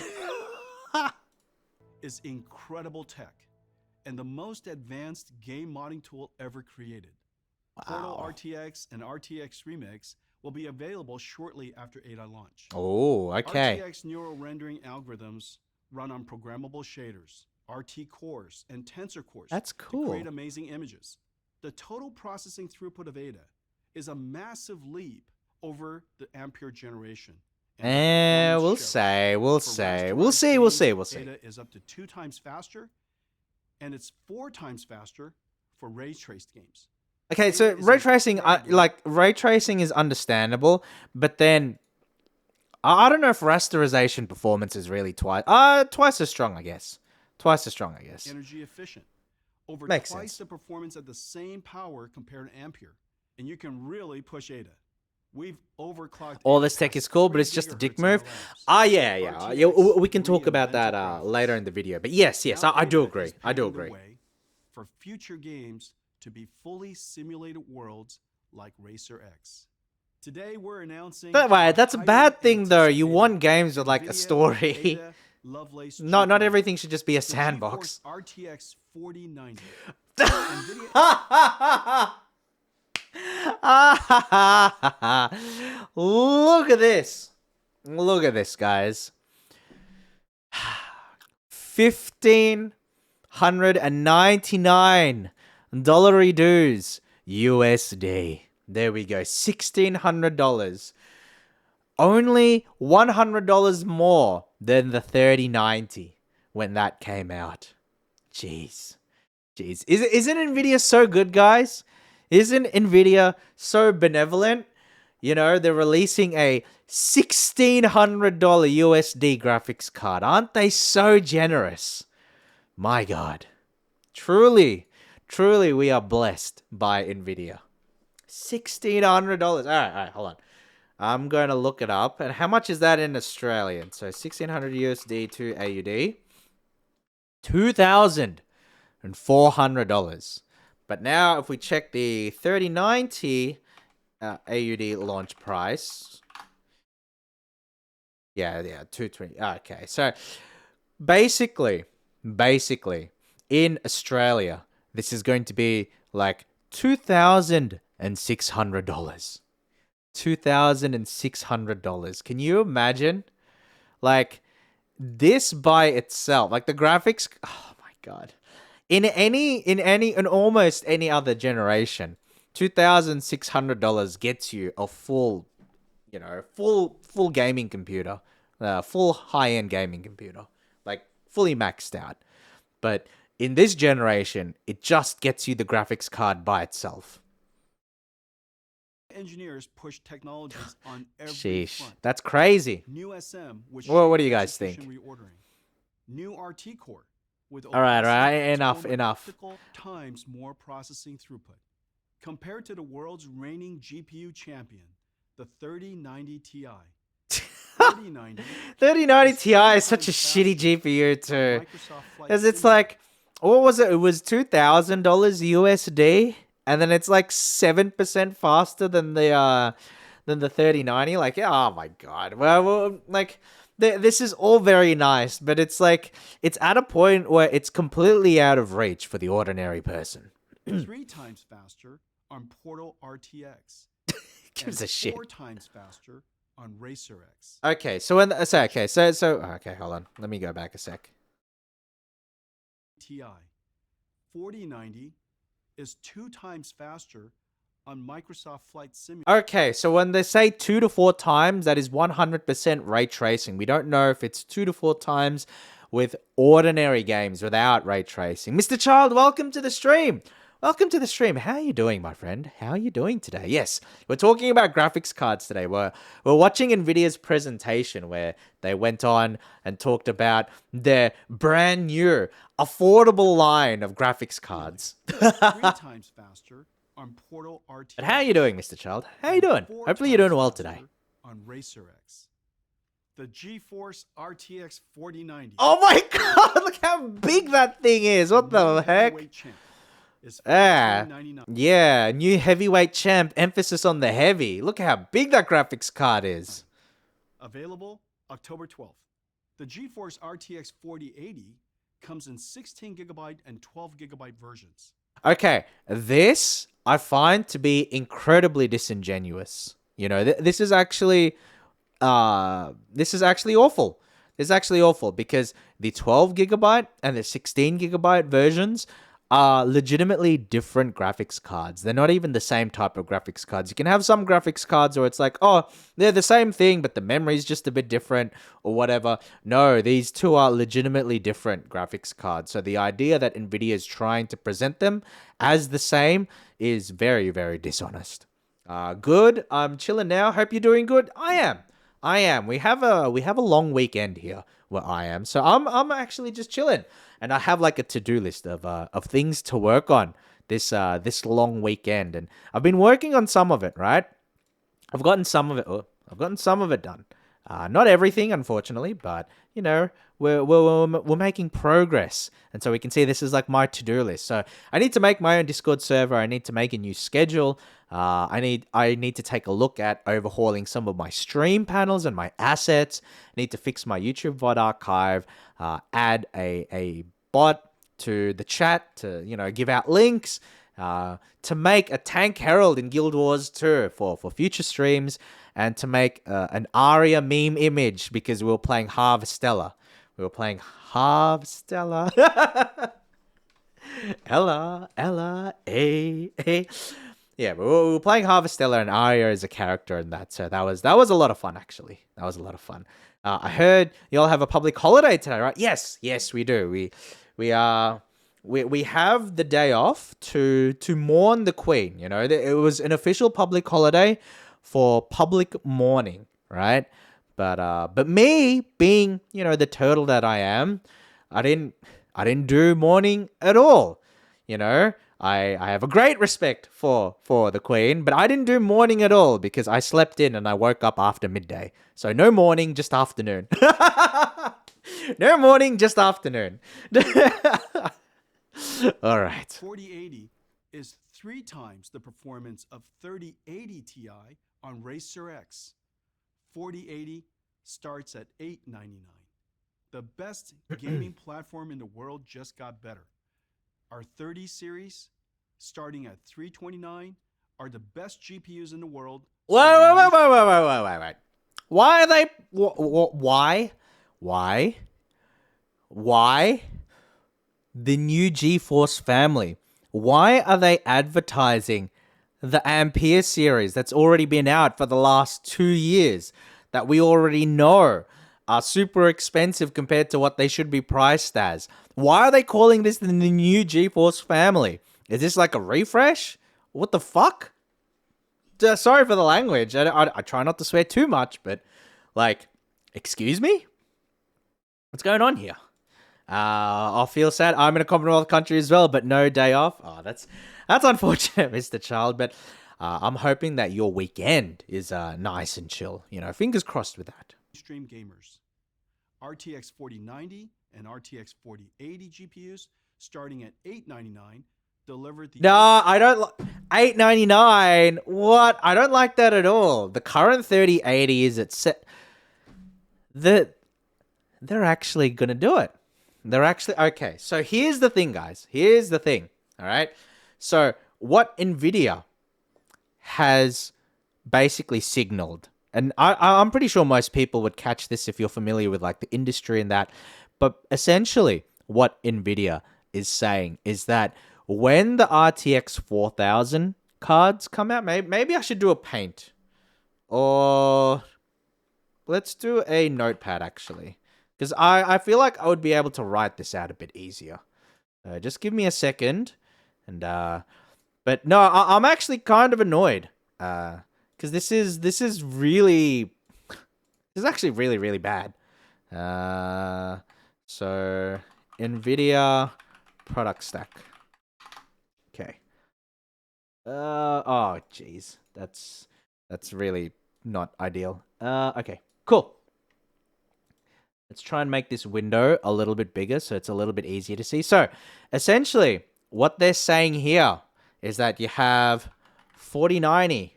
Oh, God. No. Oh, no, my thing. All right. Sorry. So 4090. And then this is going to be at $15.99 USD.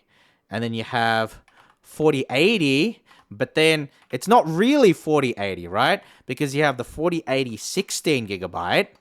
Whoops. And then you have the 4080 12 gigabyte. And then the 12 gigabyte is going to be at $899 USD. And then you have the 3080. And this is like the 10 gigabyte. And then this is currently at $699. And then what? The 3070 is at $499, and then the 3060 is at $329. And then this is all USD. So essentially what Nvidia is saying is that, hey, you know those Ampere cards that you've been able to buy or that have been on sale for the last 2 years that you haven't been able to actually buy because because of miners, because of, problems with stock and everything. You know, those cards that have been released for 2 years, we're actually just going to keep them at the same price. We're going to keep them at the same price that they launched at, because the 3060 launched at $329, the 3070 launched at $599, the 3080 launched at $699.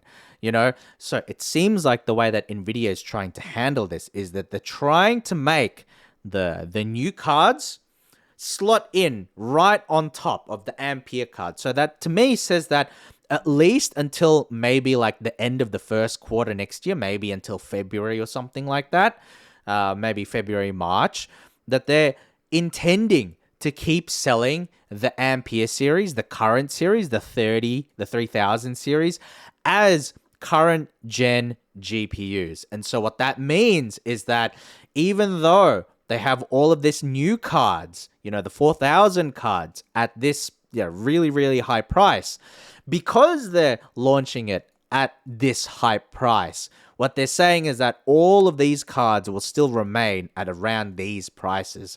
And so I don't know if there's any other, like, in consumer electronics, in consumer tech, in consumer computers, right?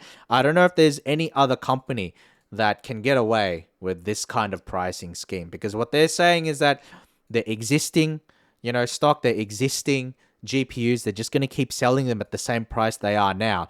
And we have to remember, guys, these cards were overpriced when they came out in 2020. These cards were too expensive when they came out in 2020. We are now reaching the end of 2022, and Nvidia is saying that these prices are still acceptable. For me, I don't like that at all. For me, I think that is actual, BS. I think that Nvidia is really just trying to take advantage and milk, the consumer base for all they can.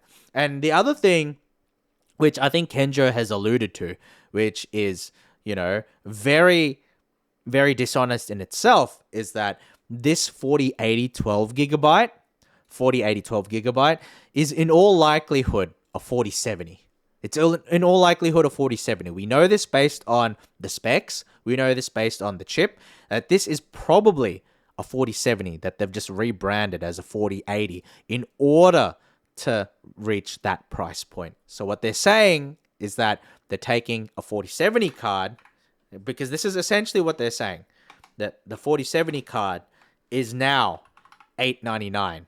And then if we look, like, come on, it's almost doubled in price in one generation. That's essentially what Nvidia is trying to push onto the consumers.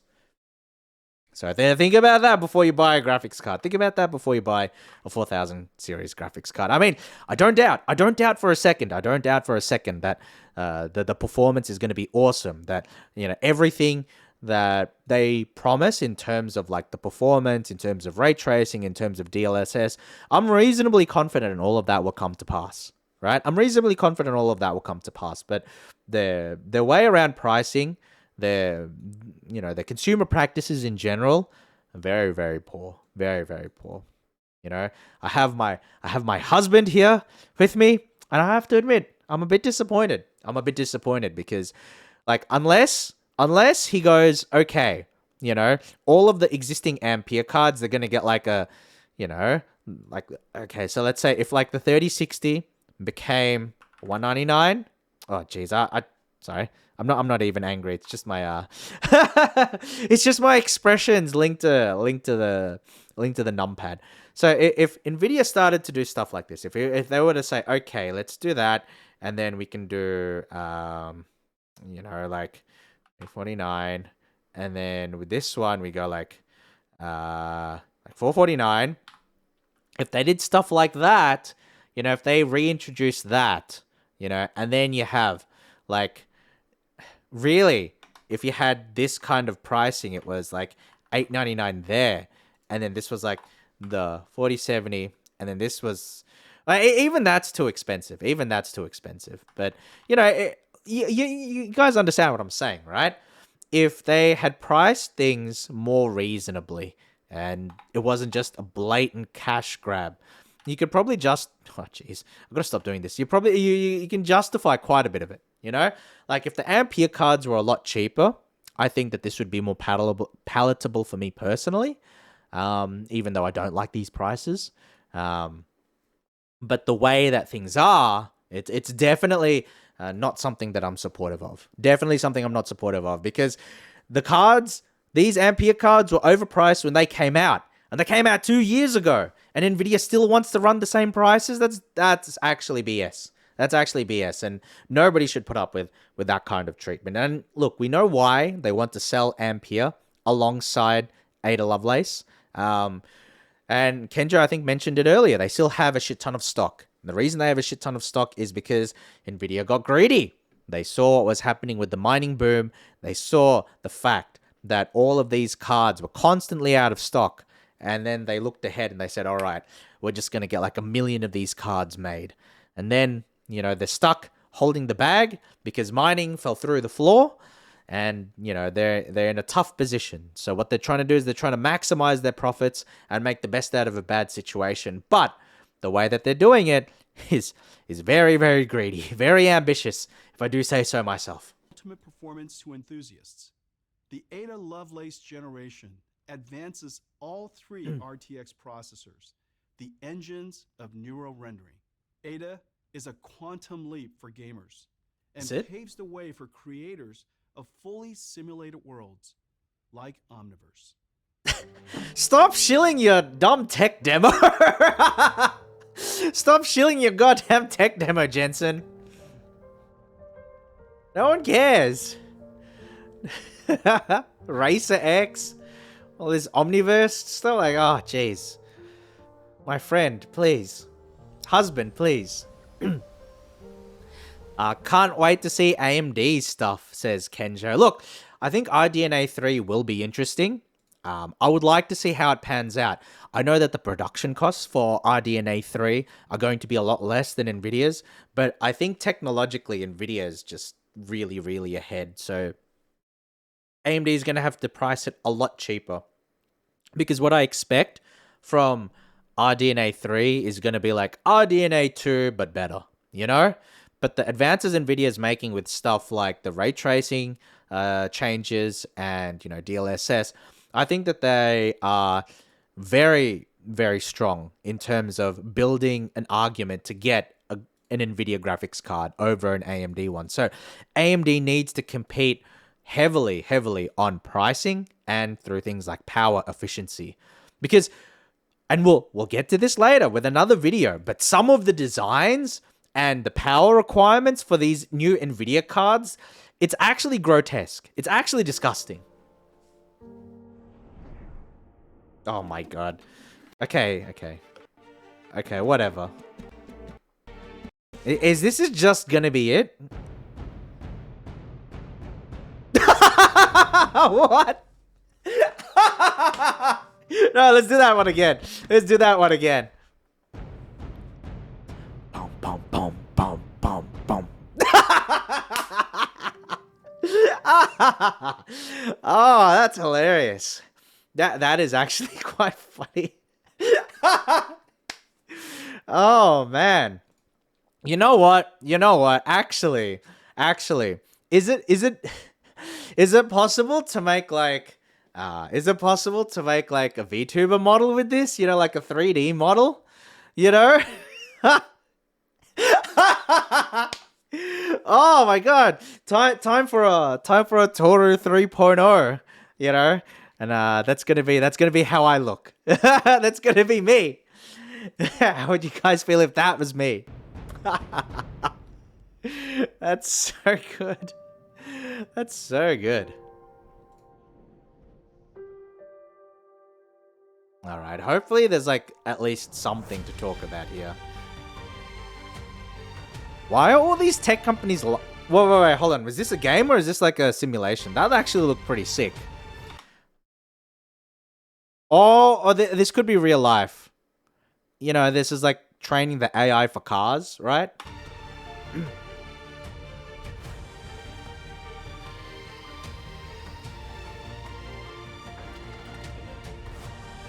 This is all AI talk. Ah, okay. Oh, whoa, okay. Oh, actually, no, we'll keep watching. There was like something I was thinking about talking about, but I probably better not. I probably better not.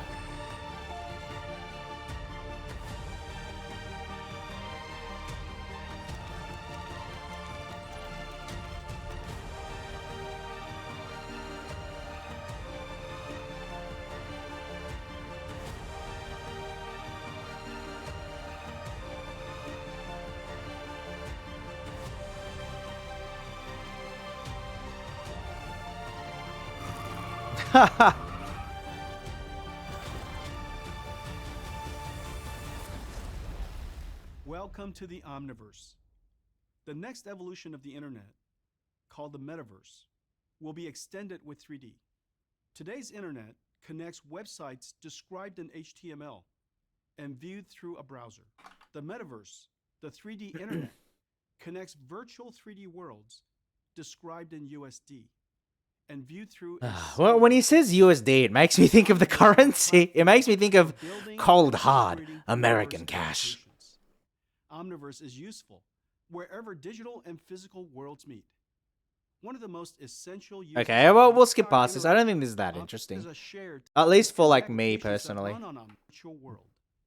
We've written some omniverse applications like Create. Okay, so the Omniverse stuff, as Kenjo mentions, like I'm pretty sure this is all AI stuff, so I think we can skip this. I mean, look, if I'm being honest, like the AI technology is quite fascinating, is quite interesting, but in terms of like personal interest and personal relevance to me, I don't think it's that high. I mean, is there anybody in chat that's particularly interested in the AI stuff? I don't think there would be. I doubt there would be, so I'm just going to skip past it. The robotics platform is the same sort of stuff too, I imagine. And then there's the actual AI, right? Okay. I don't think large language models is like large language models to me speaks supercomputer stuff, Most important but we'll take AI a look. models today. Based on the transformer architecture, large language models are giant and learn to understand the meaning of language. Whoa! Okay. This is like completely unrelated, but seeing this image made me think about it, right? So what's everybody's opinion on like this trend of like this AI art, right? Because we've seen a little bit of it manifest in like memes and that kind of stuff. I think it's like the DALL-E memes, right?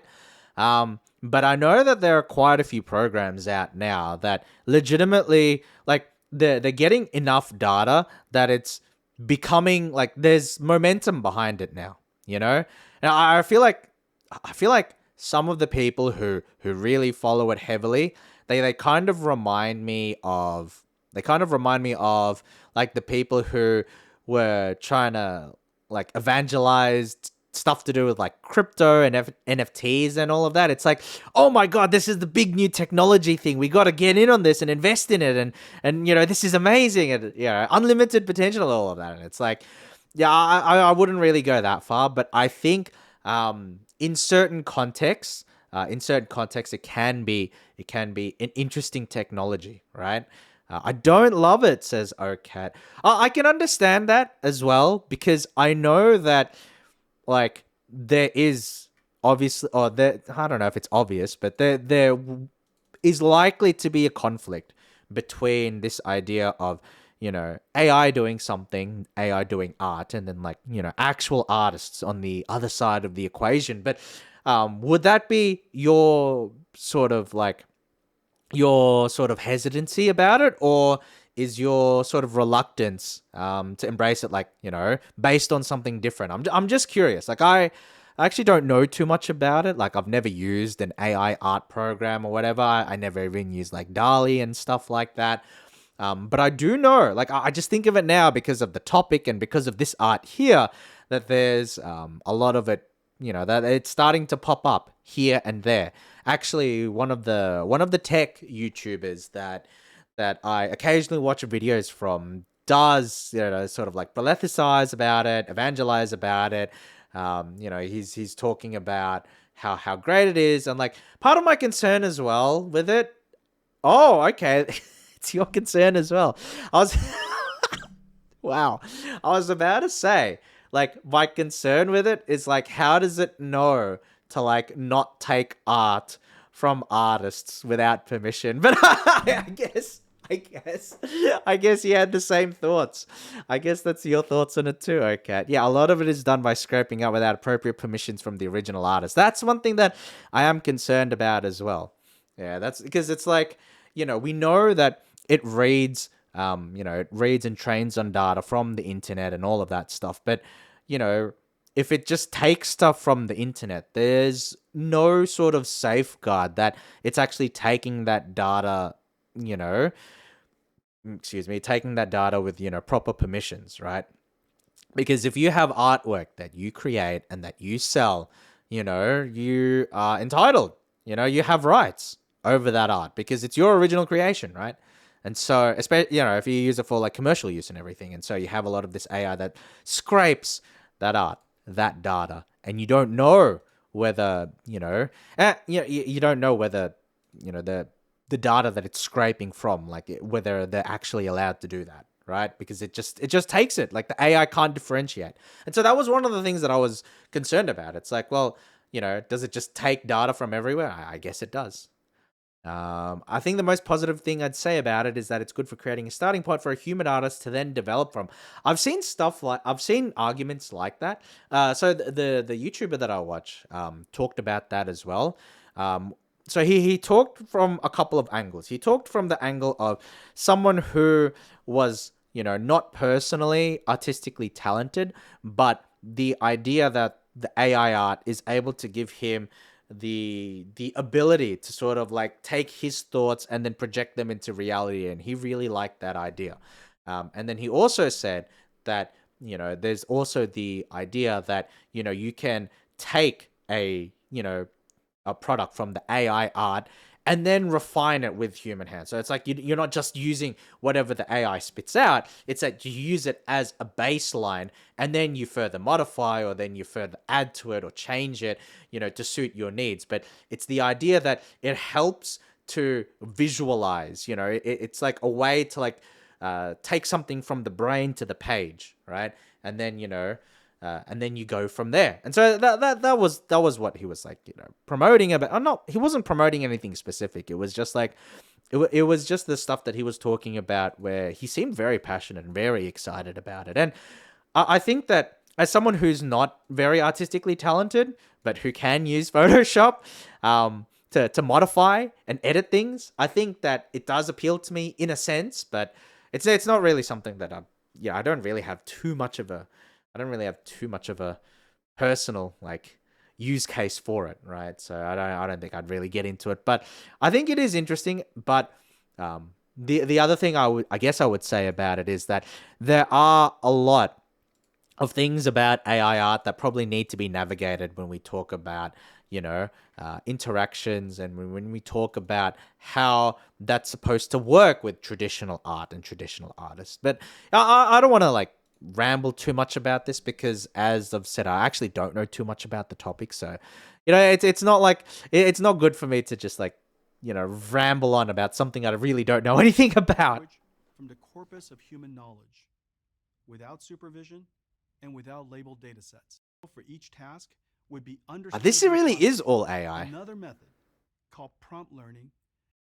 All right. Language models We'll go to Grace Hopper. It's a great tool and not a replacement for the artist, even though some of the art is making is amazing. Someone had to tweak the result in a certain direction. Yeah, exactly. Computer programming in the 50s and first coined the term bug. Hopper is the engine of large language model AI factories. Okay, so Hopper is like Hopper is the architecture that they use their general processing cards. What is it called? Not the Quadros, the AI driven cards. Yeah, yep. Grace Hopper. Yep. All right. Specific use cases and help the model. Oh, this is the cloud stuff, isn't it? Is this cloud? All right. Let's listen to a bit of this. AI accessible to industries, we've developed domain-specific frameworks that companies can use to make AI applications. All of these application frameworks are built on NVIDIA HPC, NVIDIA AI, and NVIDIA Omniverse platforms. Let me give you a few examples. NVIDIA MONAI is the most popular medical imaging AI framework. 15 of the top. Oh, that's actually pretty cool. Medical centers and pharmaceutical companies. But where's Cloud? Where's Cloud? Omniverse Avatar Cloud Engine. Whoa! 3D VTubers! 3D VTubers, AI 3D VTubers. Holy shit. We're getting replaced, guys. We're getting replaced. Torter is going to get replaced wholesale by by this AI created 3D VTuber. Oh no. No. When the day of reckoning happens for all of us 2D VTubers, I'll be there in the front lines fighting against NVIDIA, like standing up for the fact that 2D is better than 3D. I will never accept our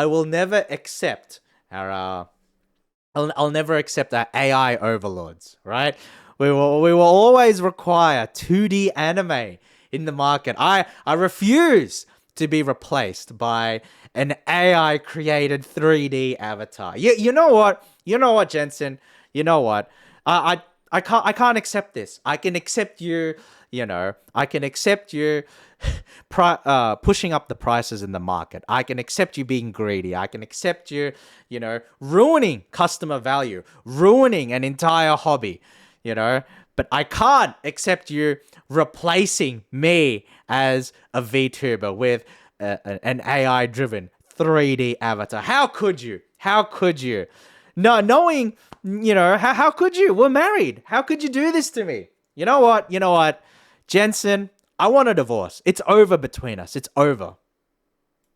There we go. In the trash where you belong. All right, I'll be right back. I'll be right back, I've had to deal with a bit of heartbreak just now, knowing that my husband wanted to replace me with a 3D AI. Just unacceptable, and I need to find time to move on. So I'll be right back. I'll have a quiet moment to myself, guys. I just need a quiet moment to myself. This is hard to handle.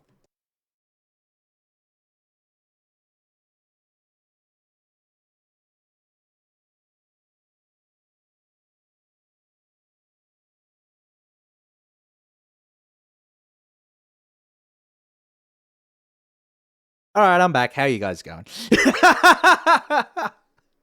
All right, I'm back. There we go. I've had the quiet moment and I've gotten over it. There we go. All right. Let's get back to the video. Kenjo says, "Oh, did you see that one experiment of someone recreating Gura?" No, I did not. No, I did not. So, did they recreate Gura in like 3D or was it 2D or something like? No, I did not see that at all. And MetaHuman to power Violet. All we need to do is go back to UCF Studio and switch the microservice output Jeez. of audio. Can to you base believe that from Jensen would Omniverse do that to me, and Lisa? I'm so glad you're my wife. And now we meet Ultraviolet. And she has all the same intelligent capabilities as the previous Violet. Hi, I'm Ultraviolet. I'm a digital avatar. I've been brought to life by Avatar Cloud. This makes me so mad. Let's switch our avatar. Omniverse Avatar Cloud Engine, and we can't wait to see what you create. That makes me so mad. How dare you, Jensen? How dare you? Now, we need an army of Have no experts respect to at help all. Customers apply these AI frameworks to automate their businesses. Today, we are announcing that Deloitte, the world's largest professional services firm, is bringing new services built on NVIDIA AI and NVIDIA Omniverse to the world's enterprises. Deloitte's 350,000 professionals will help the world's enterprises use NVIDIA application frameworks to build modern multi-cloud applications for customer service, cybersecurity, industrial automation, warehouse and retail automation, and more. Deloitte is a major new addition to our ecosystem of software developers. Okay, Tez, that's so creepy. The bottom half of her face was moving, but the top half wasn't moving in a way that matches. I didn't really think about that. I think, yeah. I think it was like above and below the visor, right? Above and below the visor, and that was like the difference. I think that, yeah, well, obviously the technology is not there yet, but I think they definitely just wanted to show off, like the lip trapping, the mouth tracking and that kind of thing. So, how it would track for specifically when you talk, and then having like the top half of the head not really move around just indicates to me that they're not done with it yet. Is a quantum leap for gamers and paves the way for creators of fully simulated worlds like Racer X. Man, stop shilling this thing. Racer X is crap. AI models today. Hopper, with its transformer engine, will make large language models accessible to everyone. Hopper is in full production and coming soon to power the world's AI factories. Recommenders run the digital economy. Grace Hopper. Recommenders? What does that even mean? In fast memory capacity. All right, hold on. Let's see if they've got anything else. Deloitte. All right. Okay, that's AI. For using our Jeez, wait. So Kendra was right. Kendra said to me, and he said it here in the chat. He was saying like everything in the presentation is AI. It really was. Like I was actually expecting most of the presentations to be AI, but I was expecting Jensen to go pretty in depth or talking at least a little. I'm an explorer.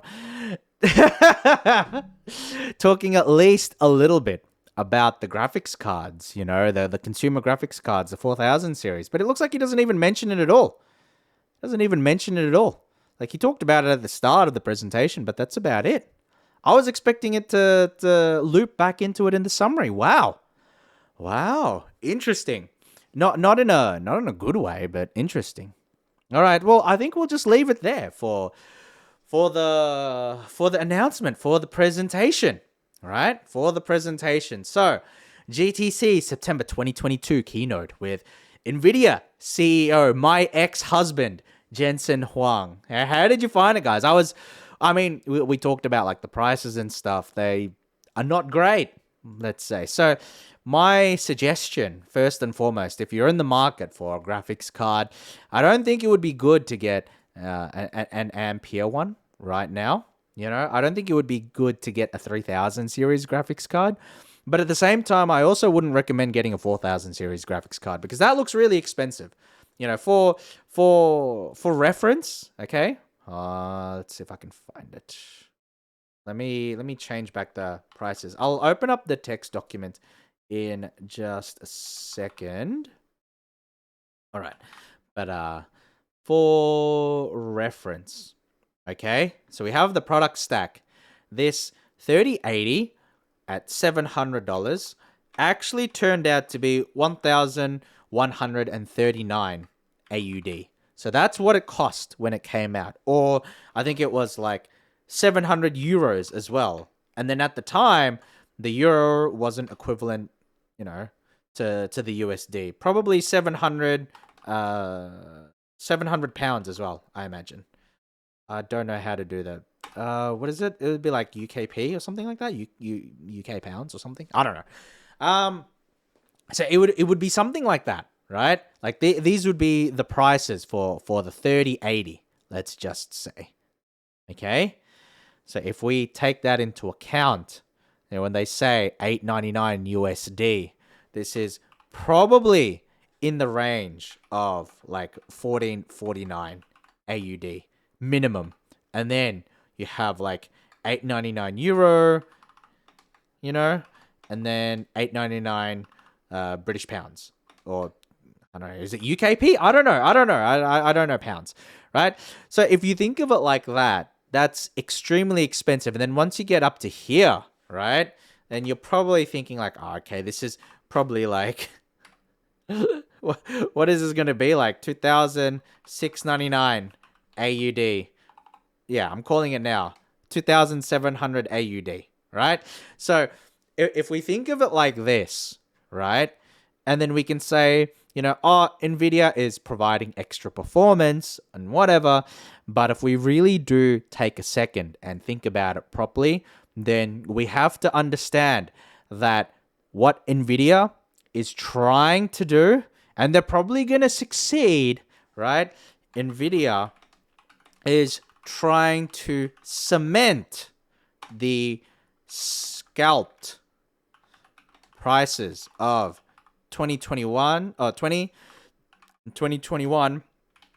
as standard prices for the industry. That's what they're trying to do. Okay? So this is essentially their goal. They are trying to cement the scalped prices of 2020 and 2021 as standard prices for the industry. Because if we think about it, right, you have a 90 class card that's probably going to be about $3,000, you know, Australian. You have a 4080, and like we don't know what this one is going to be. Oh no, we actually do. We actually do. This one was like 1100 or 1200, sorry. And so this is probably going to be like freaking yeah, it's probably going to be like that, right? Etc., right? So, 4080 $2,000. Pretty similar to the scalp prices of the 3080 at $2,000, right? 3070 at $1,500 almost. The 3090 at like 2,700 to 3,000, right? So essentially, what Nvidia is trying to do, and hopefully what they won't get away with, is that they're trying to cement the scalped prices of the last 2 years as standard prices for the industry. That's what they're trying to do. That's what they're trying to do. You know, yes, it will cost them a lot more money to make the graphics cards because the graphics cards are very big now. But this is essentially their goal with the 4000 series. And so my heavy recommendation, do not buy an Nvidia 4000 series graphics card. At least wait until the AMD cards get released, and then you can do some kind of comparison. But even then, even if the Nvidia cards are way better than the AMD ones, if you're in the market for a new graphics card, try not to get Nvidia, because if you get the 4000 cards, you're essentially saying that the scalped prices of the last 2 years during the pandemic and all of that stuff, you're saying that that's okay. You're saying that that's acceptable. You're saying that that should be the standard price for all graphics cards. And I firmly believe that we should not accept that. We shouldn't accept that. That's BS. That's BS. All right, so with all of that said and done, we're done with the video. I was actually expecting more. I was expecting more, graphics talk from Nvidia, but I guess it was all about the AI.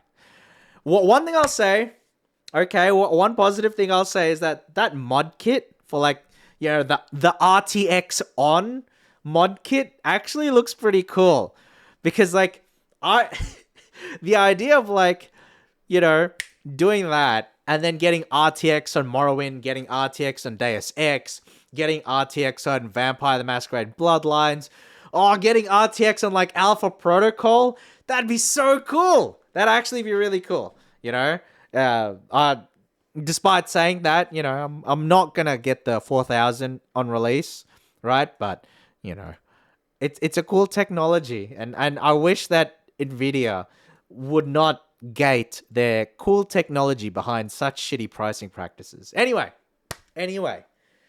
that's done. So we're gonna take. Oh my god, that auto started. I was gonna say, we're gonna take a look at some of the designs, because I alluded to it earlier, saying that the 4090 was a big boy, and the graphics cards are gonna be power hungry and they're very big, but this video will go through some of the most absurd graphics cards, because some of Nvidia's partners, the board partners, the ones that make the graphics cards, have released some of their designs, and they look kind of fucking crazy. So let's go through some of them. I'll probably skip through the video, but we'll take a look at some of them, because they look crazy, but then the commentary from Gamers Nexus, which is a YouTube channel that I follow a lot. I follow a lot of their content. It's actually very hilarious. So let's take a look, guys. In this video, we're going to talk about the Oh my clown God. car of RTX 40 series video cards from NVIDIA's partners. Maybe EVGA got out at the right time, because this time we're going to be looking at the Serious Gaming line from one of NVIDIA's partners. That's right. Serious They are Gaming? actually called No way. the RTX 4090 Serious. Why so serious? We'll also be going Oh over my the God. Cyber Hacker Anonymous branding for gaming video cards. Galax, no! How could you? The GPU support stick, also the name of a product, and the size of the GPU, coolers. Oh my god! Oh! Oh no! Did you see that? The reason I'm laughing so much is not because the graphics card fell down and just you broke a $3,000 product. I'm laughing because the way that they put it like that. Hold on, let's get back to it. The way that they put it like that is not just to show off the size of the graphics card, but it's also to show off the lock technology inside the motherboard, because you know how when you put in a graphics card into a motherboard. There's like the little latch that clicks into place when you put the graphics card in, and then you know you have like the advertising on some of the higher end motherboards. They're like, oh, we use a steel bracket on our PCIe slot so that it secures all the graphics cards in there, right? And so I'm 100% sure they're trying to advertise and show off, the anti-bend technology and stuff like that, and it just completely falls apart because of how big the graphics card, how big and heavy the graphics card is. The GPU. That's so good. Average, That's so good. 3.5 to 4 slots. Far out. That's funny. This is genuinely the most slots. Yes.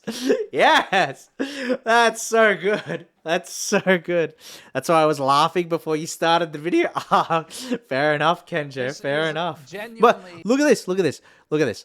The white one on the top is probably like a 3090 Strix, which is a really, really big graphics card. And then the bottom one is the 4090, and it makes the 3090 look small. Imagine The that. most absurd lineup of video cards I've ever seen. Let's get started. Before that, this video is brought to you by Crucial and its DDR5 memory for Intel or AMD Ryzen CPUs. Oh man, this is Crucial wild. makes DDR5 kits that are deployable in Ryzen 6000 laptop systems and in Ryzen 7000 systems or Intel Alder Lake, including both budget-oriented and performance-based memory modules. If you're building a new system, click the link in the description below to learn about Crucial DDR5 memory. It actually is crazy.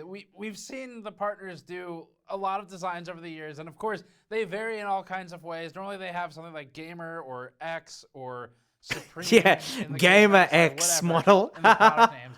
But this one it's just like, what are you? EVGA leaves for 5 seconds, and they've all lost their minds.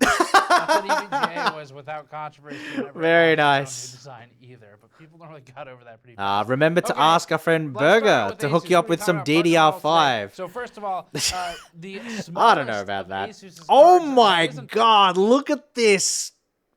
Look at this behemoth. Like, look at this. This is like a car radiator. Look at this.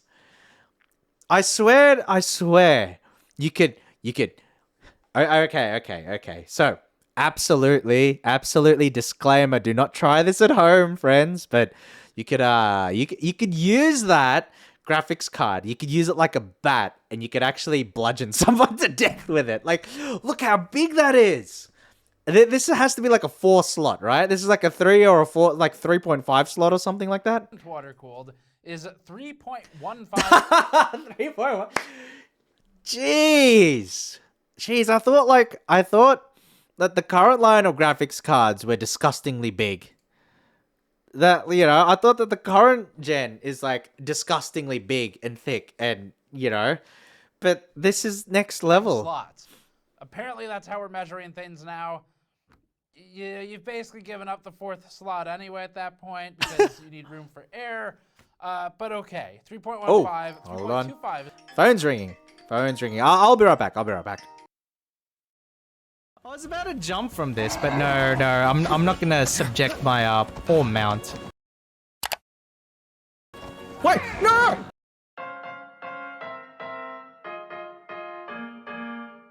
Gamer extraordinaire? Not really. Just a tech and RPG loving turtle wanting to get out of my shell.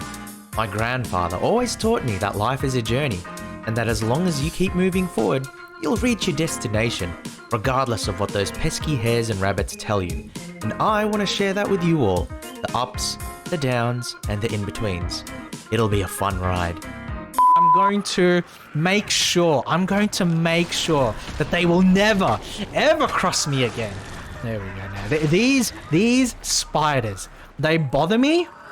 They bother me on a daily basis. So I will fight them. I will fight them on the beaches. I will fight them on the plains. I will fight them in the city. And I will not rest. I will not rest until I have eliminated and destroyed each and every single one of these creepy crawlies. Because at the end of the day, nobody messes with Toru. There we go. I punished Bag's statement on cooking raw cookie dough. by putting it in my tea. Wait, Jack Splunk, wait, what? What do you say? I took a bit of that and sent it to him on stream. You know, Jack Splunk, I think, I don't know. I think some people would see a sentence like that and maybe recoil.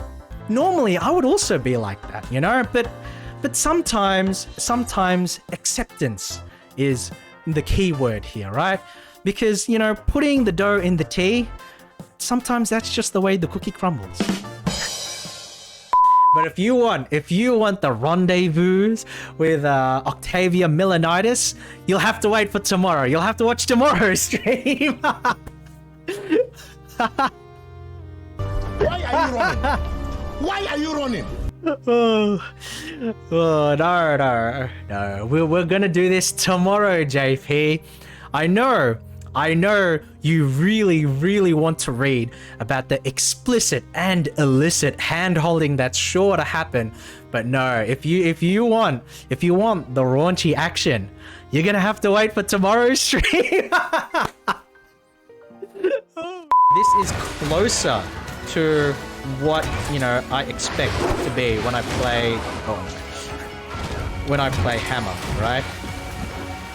This is a bit closer to what I'm expecting. It was at this moment that he knew. He fucked up. Oh! Okay, maybe.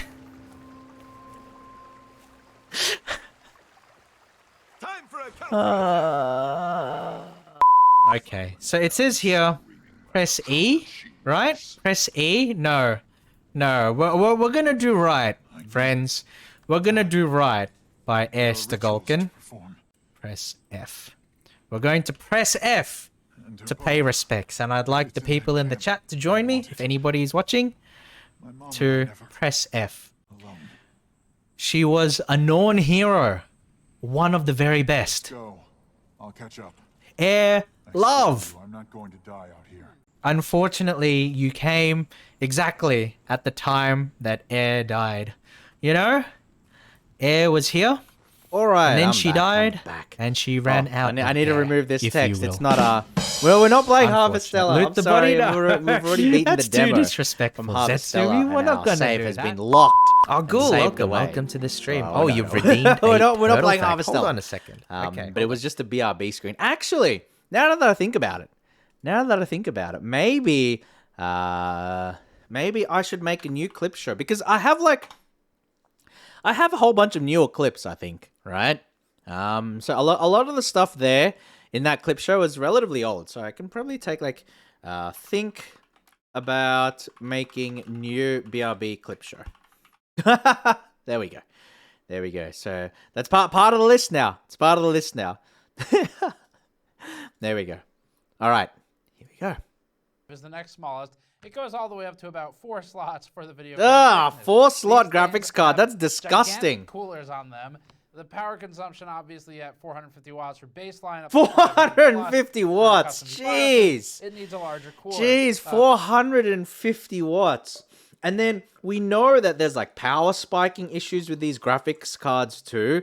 So essentially what they're saying is that, your graphics card can consume up to 450 watts if everything is normal, but then there are occasions when it will sip, or it will, spike up to 800 watts, right? And so if you want your graphics card to be able to if you want to be able to handle that kind of power safely, then you will, at minimum, need a power supply of at least 1000 watts. That's actually kind of disgusting. But that is, it's also probably part of the reason why NVLink is officially dead now for gaming cards. But let's get started with these. So the ROG Strix and the Tough variants are what are coming out for the 4090, the 4080, 16 gigabyte, the 4080, 12 gigabyte. If you're not aware of what these models' specs are at the GPU level, check out our previous video, goes through all of it. So the ROG Strix 4090, it's a 3.5 slot design. It has 3 fans, man. It's 357 millimeters long, and the shroud is made almost entirely. Well, look at that though. Look at that. It's not just the fact that it's 3 to 4 slots, that it takes that much space, that it's that long, but look at it too. It's also that high. there's like all of that extra space that hangs off the edge. Because if you take a look at this metal clip thingy, that is like what attaches to the case, right? That's what slots into the case, and then that's what you screw in. And but look, like normally, the cards are just like there, like it's just like that, right? And then you have like the length and then, how deep it is or whatever. But in this particular case, it's not just the fact that it goes really, really far and then it goes down with like, multiple slots. It's that it also has all of this extra space here too. To me, that's crazy. To me, that's actually crazy. Metal and features a large flow-through area for the third fan. A GPU support bracket will be shipped with this card as well. And that is going to be a trend here. Normally, we've kind of discarded those support brackets as just gimmicky. And support brackets, really no not way. providing all that much action. The cooler itself is a vapor chamber design. Oh my god, that's a big card. Slots milled Jeez. out of a base plate for 7 heat pipes to sit in. This is really interesting. Actually, We're looking 7's forward not to that testing bad. this type of 7's not stuff that because, bad. Like you used to like 4 to in 6. theory, it adds a little bit more surface area. 7's not that contact bad. for the heat pipes to the vapor chamber. I was about to so you laugh, should but be it's able like, to pull heat out of those that's pipes not a little bit too more efficiently. unorthodox. Or if they're going the other way, it'll transfer into it more efficiently. ASUS claims that this drops temperatures by 5 degrees Celsius versus standard heat pipe bonding methods under a 500-watt load. We're assuming they mean GPU temperature there. And this approach is similar to how heat pipes are bonded for a CPU cooler, at least most of the better ones. ASUS claims that its new 7-blade fan design is apparently 24% higher airflow and 18 or 19% more static pressure than the previous generation fans. Oh my god. Oh, and then and then what's that? Like that's for fans? So you can actually use it as like a fan hub as well? Excuse me? Jeez. These cards are crazy. Next, the 4090. And then this one is like the tough gaming. This is like the quote-unquote standard, more standard very card. similar to the ROG Strix in basic design, with a different shroud, thicker 3.65 slot width. Oh my god, that's disgusting. Look at how wide that is. 348mm length for theoretically better case compatibility. There's also a Velcro loop provided on the look at that. With cable management. Also, kind of gimmicky, but it's at least different for this one. It's not, at this price, it's not that convincing of a value add, but it's different. The TUF uses a vapor chamber, and it doesn't have the same milled slots for its heat pipes. So it's different from the Strix in this way. It has 8 heat pipes. Quantity doesn't necessarily mean anything. It's about design and sort of. All right, let's see what else. Water Force is a water cooled card. Okay, so this is Aorus Gigabyte Master now. Gaming OC. Oh my god, look at this Halo card. Oh my goodness, look how wide that is. It's like you got 2 It's like you have like, oh, that's disgusting. That's actually disgusting. Look how high that is. And then it goes down wide as well. The fact that these, like, the tray there or whatever, it's like the fact that that's only 2 slot just makes it look completely disgusting. Just make it a 3 slot or 4 slot or whatever it is. The fact that it's 2 there, it's like, how is it supposed to hold on when there's all that weight? And the Wind Force models. Gigabyte's 40 series landing page is a gigantic pain in the ass and horribly designed. It's sort of like playing a YouTube video, except to watch each frame, you have to use the scroll wheel, and you get 1 frame at a time. Oh, yeah. I think I know what he's talking about, because I've used Gigabyte products before, and then I've needed to, like you go to the website and then you check up for the specs and stuff like that. And then everything is like it's like a Java element or whatever. It's like a box, and then like, it has like a small animation playing, but then you can't just scroll down normally, like you gotta hard scroll down multiple times before like you get control of the page back, and then it goes to the next element, and then the next element. So getting like specification information can be a little bit of a hassle. Really hard to demonstrate just how much of a pain in the ass this is to navigate without you doing it yourself, so we'll provide a link somewhere in the description below. Anyway, this page primarily covers the Aorus Master, which is once again a large triple fan design. Oh, the that's company ugly. Dubbed this as having, quote, it says bionic shark fans. Bionic Shark fans, let's go. Let's go. I guess they are shark enjoyers. The Bionic Oh Shark my fans God. feature RGB LEDs in the blade tips. The cooler is again a vapor chamber design with an insane. What's number with of this heat pipes weird to like count gaming 13 marketing here terms? Like, to spread- why are companies like this? They think that people are actually impressed by shit like go directly, so fast, bigger fins, much cooler. Like, who's actually impressed by this? Oh my word! heat into the dense fin stack. This might be the cooler that we featured in the news as leaked by WX Nod recently. The Master features a large Yes, is a cutout in the back real plate frame rate. for air to flow through the end of the card, and an anti-sag bracket that Gigabyte claims can hold up to 5 kilograms. That might seem like a lot for a video card, but the company claims that the sheer size of its heatsink is affecting gravity itself. As with many things in marketing, technically true is true enough. And also, the Bionic Shark fans, with the other cards coming up, I think Bionic starts to Shark. build the story of circus of video cards this time. I love it. feel like I'm in I love it. alternate reality at this point. It's like EVJ's gone and everyone's gone off the rails. That one's there to keep things a tiny bit serious. Yeah. E EVGA leaves and everyone loses their Master minds. Also has a small screen on the side of the card. This is where users can monitor statistics, display text, or play GIFs. Because why not? Fight me, it's GIF. Gigabyte's Gaming OC and WindForce models also make minor appearances at the bottom of the landing page, but they're not detailed. Up next, Colorful. Colorful announced 3 versions of each of the 40 series GPUs. First, the Vulcan series consists of large triple slot and triple fan cards with a black and silver aesthetic.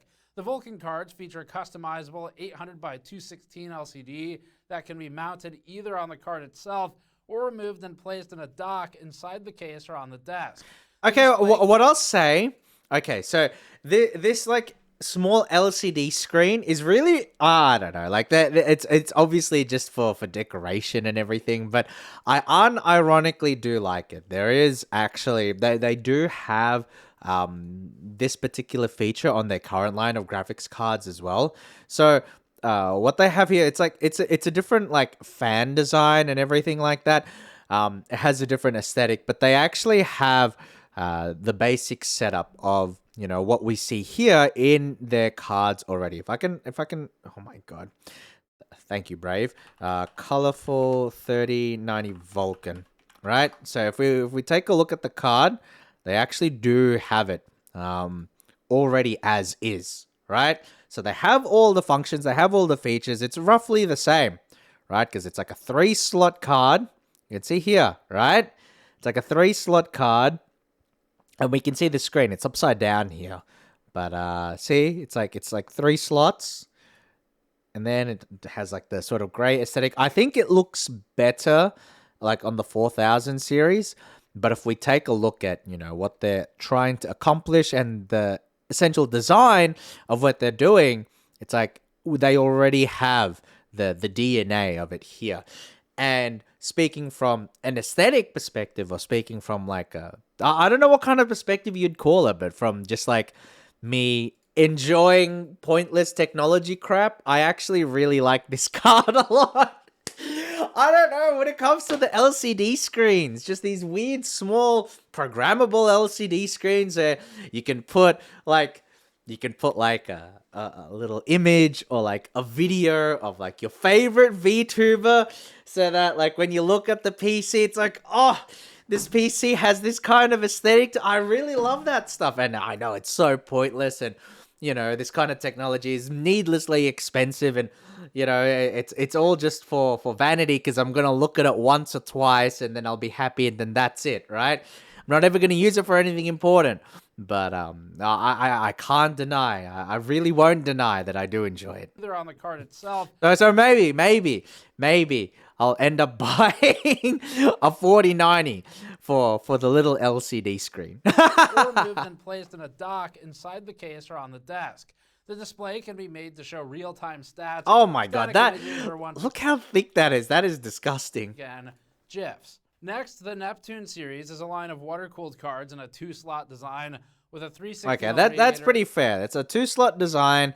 This is like a water-cooled card. That's obviously a water block. So I don't think we'll need to go. Okay, let's go to the next distributed one. amongst the 40x 40 GPUs. And it's only 3.5. The cards shroud. Okay, so with the MSI cards and like I guess with the Asus cards as well, they're they have existing designs for like the 3090 Ti, right? The 3090 that they just reuse for this particular thing, and like it's pretty straightforward. Okay. Here's one of the big ones, right? The serious gamer card. Tell more of its 40 cards, but that's what we've got for now. Here we go. Up next is Galax. Galax has brought us the serious. What is this? This is like what's that game that game where you play as a hacker? What's it called again? It's that open world game. I can't think of the name right now. Sorry. There's like a few versions. There's a few like it had a few sequels. It's like I don't know. I don't want to call it hacker game. But it's like, open world. There was like sequels to it. It was actually very big. Watch Dogs. That's what it. Yes. Thank you, Kenja. Watch Dogs. Yes, it reminds me very much of that aesthetic. Line this time. They was like Aiden or whatever his name was, like the main character. Oh my god, that's nasty. What cybersecurity trainees think hackers look like, and the font for Serious Gamer is what we think probably politicians think gamers type with. Some of these cards even include a GPU support stick, as if it was found in the woods to help hold the cards up. This seems to be developing as a trend this generation, as we said earlier. And the 4090 Serious Gamer. Oh, that's disgusting. Is gigantic at what looks like 4 slots and features an 18+4 VRM design. The cooler has a vapor chamber and 8 total heat pipes, and the fan setup is what's most interesting here, with 3 102mm fans on the front. That's quite large. And an optional fan the on obelisk, the back, yes. The tower. Push-pull setup. That would be pretty interesting. Whoa, they've got like, oh my god. They've got like a modular fan that you can stick on the top too. Holy cow. Actually makes any difference in thermals. The 4090 Serious Gaming also comes with an RGB card support that Galax calls the Dark Obelisk. Yeah, exactly. There you go.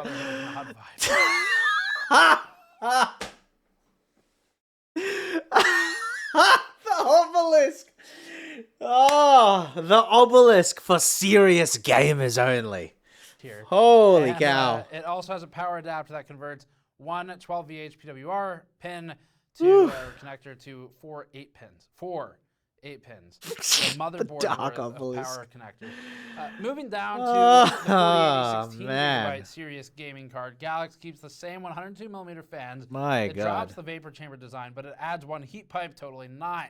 Additionally, 9 the heat VRM pipes. is reduced to a 16+3-phase design. The card itself comes with 1 support Honestly, stick EVGA made the right choice. Yeah. I mean, if this is what they would have had to do, then I would probably say, yeah, they made the right choice. Finally, who would want to get involved in this? Version is even more cut down, just like the GPU. The front fan layout consists of 92mm and 102mm fans, one of each, and the card is also thinner to its relatively large alternatives. This one at 3 slots. It has 8 heat pipes, and it has an 11+2 VRM design. And don't worry, you still get the extra rear fan and the Dark Obelisk. Here we go. We get back into the. Whoa! Okay, wait. Okay, don't make fun of this, Steve. Don't make fun. How dare you? Okay, so one of the things that I do, I don't know if there's any point, because like I'm thinking of like getting a case that's like smaller, and I won't be able to see out of it and everything. So I don't even know like if there's a point in doing this, but I would like to get like a custom backplate. I would like to get like a custom backplate for a graphics card. Not my current one, but if I decide to buy one in the next generation, I would actually like to get a custom backplate with like a VTuber design on the back, like that'd be so cool. I don't know, maybe I don't know. Maybe I'm just too deep into this rabbit hole, but that'd be cool. That'd be cool. Of AIB partners this So like the generation. idea of like This is why anime videos theme like, stuff okay, in we actually computer don't wanna cases, put like I any love video in it. our I love it. presentation. I'm You all guys are for it. embarrassing us. This one from Inno3D. Inno3D announced 4 cool Ooh, designs Inno for the RTX 3D. 40 series launch, and all of them, don't worry, are brutal by nature. That is their text, not ours. Nice. Make that very Nice. clear. Jeremy, who wrote this, I want to would make probably my also own. like to Oh, make that making your own would be very pretty clear. cool, like The 3D company's printing, right? top brutalist model. Ooh, okay. They like okay, haha, brutal. But no, this is a good solid, like water block Is card. the iChill Frostbite, which features an Alpha Cool full coverage nickel-plated copper water block for custom. Okay, water Alpha loops. Cool, that's the why. iChill Frostbite will be available for the 4090, the 4080, 16GB, and it shows off how small the PCBs really That's are. pretty nice. In contrast, Then to again, with those massive intercools sizes, that you we're could seeing across the yes, you board. could, Kenja. Next is the You definitely iChill could. Black, which is also designed for the top two 40 series GPUs. The card is a 2-slot design with integrated pump and attached radiator. Okay, this iChill Black. Oh, it depends on how big the radiator is, obviously. But I wouldn't, like, if you were to get a 4000 series card, which I don't recommend, you'd have to go with one of like the tiny 2-slot ones, with water cooling. Otherwise, you're just in a world of hurt. The provided renders don't show what size the radiator will be. Because you need to get like those brackets and everything like that. You'd need your own dark obelisk, right? Because it's just too big otherwise. Memory, while the VRM contacts the other heat sinks that are hopefully exposed to liquid as well. Breaking from the water cooling here is the iChill. Oh, hold on, wait. Was this? Let's see. Exposed to liquid as well. Breaking from the water cooling here. Okay. Well, okay. So this is a 3-slot card. Oh man. Yeah, this is a 3 and a little bit. Because, see, I really hate it when GPUs do this. Because it's like, you can see it's the 3-slot. It's lined up with the 3-slot. But then it has like a little accent that drags it down further. And then it's an uneven line. Maybe it's my own personal design aesthetics where I don't like too much I don't like too much asymmetry.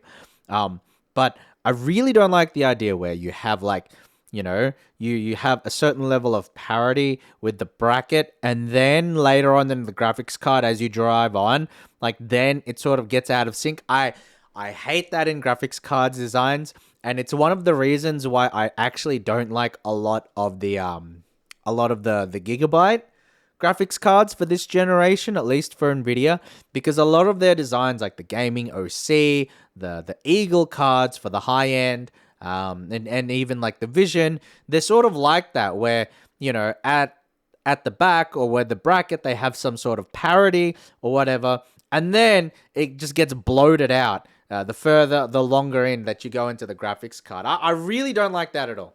I'm not a fan. I got to be honest, I'm not a fan. But that's just my own personal design aesthetics. It's just design aesthetics. It's not that important.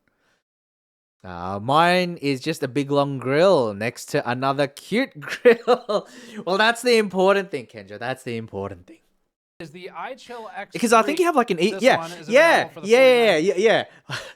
You got one of the last EVGA cards out there. So congratulations on that. And 4080s. It's a 3-slot design, and it runs 3 fans. These ones at 98 millimeters. No, I will say, like, despite all of that, I would probably say that the iChill is like the most compact. I mean, none of them are compact, but of like all the cards so far, this is probably like the smallest one. I have huge fans this time. It is the right direction for this GPU series, but they're larger than you might be used to if you bought like a 10 or 20 card last time. So other than that, it's got a vapor chamber, it has 9 heat pipes, and apparently that adds up to a that looks like this most compact so far. This maths. Now, I wish I'd gotten a 3080. Well, 637 it's not too late. Squared. It's not too late. Despite those numbers, other marketing firms making video cards. Finally, the X3 and X3 OC look to be... Okay, I like this one more because, like, it's the same design, it's the same heatsink, but it's just a fucking box. I prefer this. Very similar to the iChill X3, except with a simpler shroud design. Up next, Zotac. They announced 9 new cards under the AMP Extreme, Aero, the Trinity OC, and the Trinity lines. All of the Oh. cards feature the curved aesthetic that was seen in the leaked factory images we covered previously.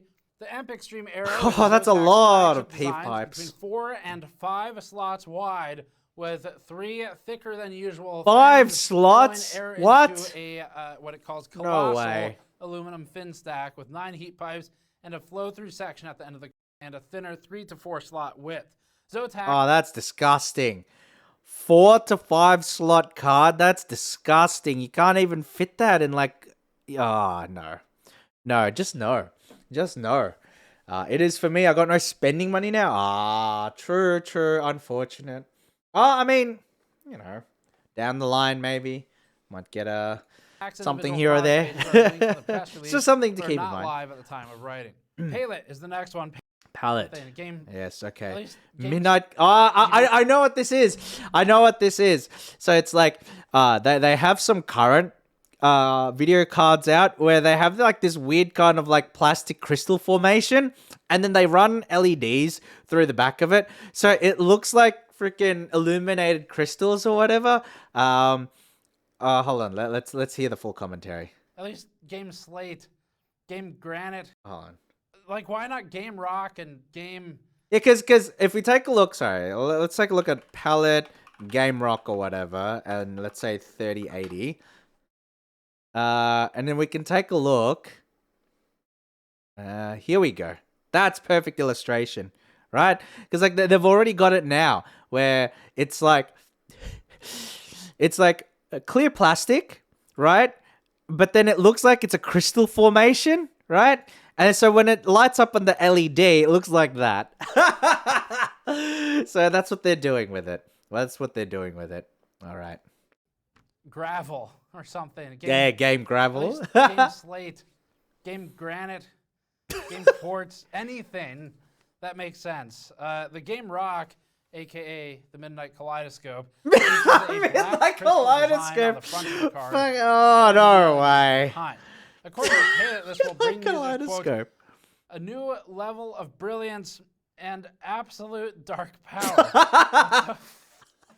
I don't know. Let's just additionally, Palet has moved beyond classic. gravity heat pipes. And, That's this too time good. introducing- What is wrong with these companies? What is actually wrong with these companies? Like, do they not have anyone check this kind of marketing language out and say, oh, okay, you know, this is bad. Like, no one's going to be impressed by this. Oh, my God. Anti-gravity plate. And, Anti-gravity plate. otherwise, Palet's What? designs Fall in love. Thought that's what it said. I was supposed to say fall in line, but we're going to keep the other one because it's appropriate too. Palet's designs fall in love with the general theme of these very large 3-fan designs once again with vapor chamber. Oh, man. with, Yeah, you could tell Steve sort of standard lost it. And then 9 heat pipes. So, PNY is next. PNY announced its 40 series cards under the XLR8 brand. Okay, so yeah, like PNY has been doing the Accelerate gaming line since forever. So this one at least is not a surprise. How you're supposed to say that? It has one design. We're not going to entertain it anymore. It has one design for each of the 3 new GPUs. The company didn't provide much detail on its press release, but we have one image and a few specs for you. PNY's Verdo cards are triple 100mm fan options with 8 heat pipes for the 40. That's a lot of heat 4080, pipes, I gotta say. The 16GB one. I mean, they And then need to 7 heat transfer a pipes lot for of 4080. 12GB heat, cut but down a little bit. it's a And lot. Finally, the 4090 features a vapor Do we got any chamber. pictures? 90 features a vapor chamber, but that's the only one. Across the stack, it has them in the Phantom and Phoenix lines. Wait, is this a 3 slot or a... No, it's a 3 Both slot. of these designs are standard for this generation with 3 fans. But you know what? I kind of like the aesthetic. Hold on. Wait, Night Baron? 90 features a vapor Oh, chamber. let's That's the only listen. one. And last up, Gainward. Gainward has announced 6 new cards across the stack. I like It this has aesthetic. I actually like the look of this them card. in the Phantom and Phoenix lines. Yep. Both of these The designs Phantom are looks cool. standard for this generation with 3 fans, vapor chambers, and plenty of RGB. That's it. We made it through. Not saying any more of these silly ass names. Let's move on to something else. We've got plenty more coverage coming up this week, and we're gonna be testing a lot of Oh, the this is 40 series great. stuff. This Not video sure is how so much good. we'll Okay, see. perfect. Perfect. Okay. Let's see Probably if no there's one will anything send us else. any That might be it. So I'm gonna have to buy a lot of them. But that's it for this one. Thanks for watching. You can get the news on the specs of the GPUs in our previous video. Subscribe for more. Go to store.gamersaccess.net to help us out directly, or patreon.com/gamersaccess, and we'll see you all next time. Ah, that's so good. That's really funny. That's really funny. Maybe watch the J vid. I actually need to. I need to hop off soon. Like, yeah, I need to hop off soon. So I'm probably not gonna watch another video. But that was really funny. That was really good. I think maybe if I stream on the weekend, we can like watch a few more videos and that. That was really really funny. Because I actually did want to spend some time going through the EVGA story, right? And then obviously, I think Jay has one here, right? This looks like a new one, where he talks about the 4000 series, right? But I did want to take a look at the EVGA one. But I don't have time now, so we're probably gonna finish up soon, you know, in like the next few minutes, I guess. And we can talk about what I plan to do tomorrow, and you know, for the rest of the weekend, because I still do have my list, right? My list. So I'll be working on this stuff in the background, and I'll give you guys updates as to how I'm going with the list and all of that sort of thing. But yeah, I want to thank you guys for coming along. I really do appreciate it. So I got to admit, I have to admit, the NVIDIA presentation was kind of underwhelming, right? Because it was a situation where, you know, I knew that the graphics cards would be very expensive. I knew that NVIDIA would try and rip people off. And, you know, we've gone through the text document talking about how NVIDIA want to make sure that the scalped pricing list, you know, the scalped pricing the price list that we have for the last 2 years, they want to make that the standard, you know. And so obviously that's a very, very bad progression of events, but that's what NVIDIA wants to do. So I don't support it at all, personally. But, you know, it's like, I'm a bit surprised that they didn't even talk too much about it, you know. I knew that they would dedicate a lot of time to AI and cloud computing and, you know, productivity and that, but it felt like you had an hour and a half presentation. You had maybe 5 minutes on the gaming stuff, and then like an hour and 25 on the other stuff. But if we talk about what actually butters their bread, what actually, you know, NVIDIA profits from, it's all the gaming cards, right? So I would have thought that they would have talked more in depth about, you know, the changes and the improvements they've made, because we can actually see we barely got any info, right? We didn't really get that much information. They didn't talk in hard terms about, you know, performance increases. They didn't talk about power usage. They didn't talk about, you know, the different vendors and things like that. Well, okay. What I will say, because, yeah, well, when AMD does a launch or that kind of thing, a lot of times they'd spruik the vendors as well, and they'd show off some of their cards. I'm surprised they didn't show off like the Asus Strix and stuff like that. But in saying that, seeing some of these weird-ass cards that Gamers Nexus just showed off, it's like, well, I actually don't blame NVIDIA in this case for not spruiking the AIB partner cards, because they've got some really weird stuff out there. But yeah, so that was the NVIDIA RTX 4000 announcement, and a little bit of extra video after that. So I hope you guys enjoyed. I hope you had fun watching it as much as I did watching it. I really did enjoy it personally. Like, even though I'm disappointed with the video, I think that, you know, there was enough there that I could enjoy, especially with the Gamers Nexus follow-up. Like, that was actually hilarious. Gotta channel that dark power. Yes. Gotta channel that dark power and run it through my... Oh, no, that sounds so bad. I was gonna make an obelisk joke, but then I realized, like, as I was saying, like, oh my god, that sounds like a penis joke. It's like, no, we'll stay away from it. We'll stay away from it. But yeah, no, there's a lot of weird marketing going on with this line of GPUs. Maybe EVGA saw the writing on the wall. They were like, we don't want any of this. We're out. You know, like all of the discussion is like, oh, Nvidia's been treating EVGA badly. You know, they want to get them out of the industry. Blah blah blah. That kind of thing. And then maybe EVGA is like, bro, look at these freaking cards. We don't want to develop all of this crap. We don't want to have to, you know, spruik it up with, you know, nonsense marketing. You know, what are we gonna call our card? You know, maybe they were just like, nah, stuff that. You know, I'm out. And definitely, you can't blame EVGA for wanting to sit aside on this generation, considering, you know, some of the stuff that they've put through. But yeah. It is what it is, guys. It is what it is. But yeah, I want to thank you guys for coming. I had a lot of fun. I do enjoy like these sort of like, you know, watching through tech videos, watching through like these announcements and things like that. I actually do enjoy it a lot.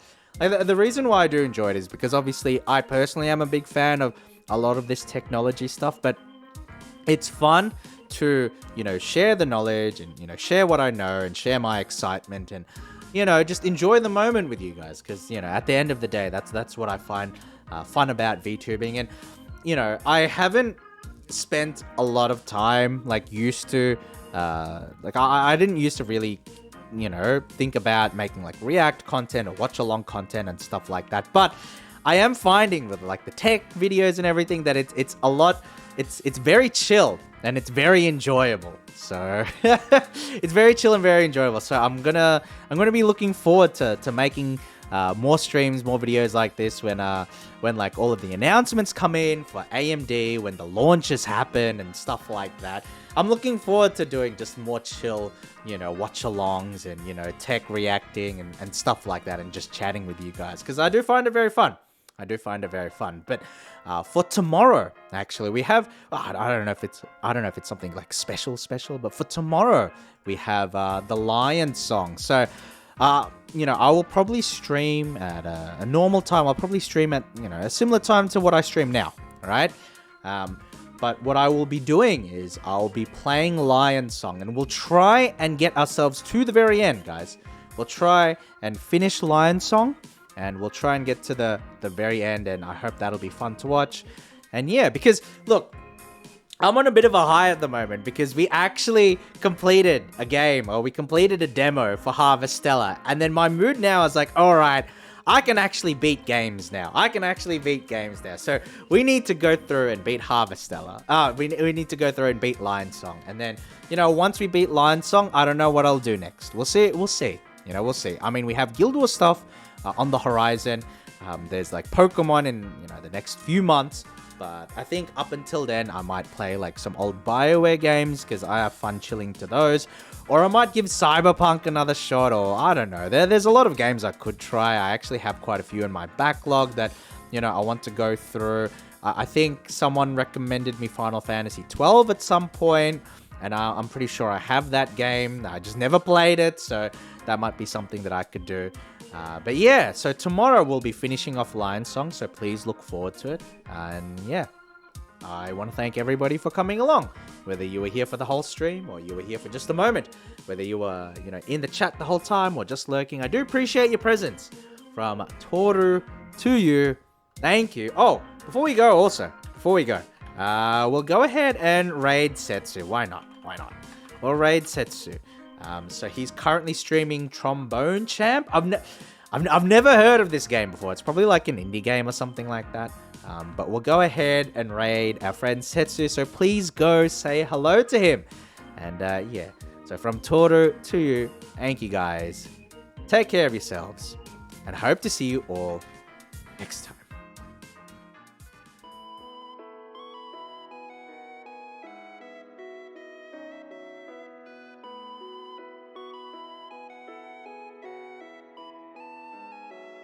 All right, and like with regards to the to-do list, sorry, this is way too big. But with regards to the to-do list, we're making good progress. Actually, we're making good progress. There we go. That's probably good enough. Okay, so we've at least gotten the edit of Arya. We've made the tank Herald. I think I'll be able to do maybe like my schedule before I go to sleep tonight, and you know.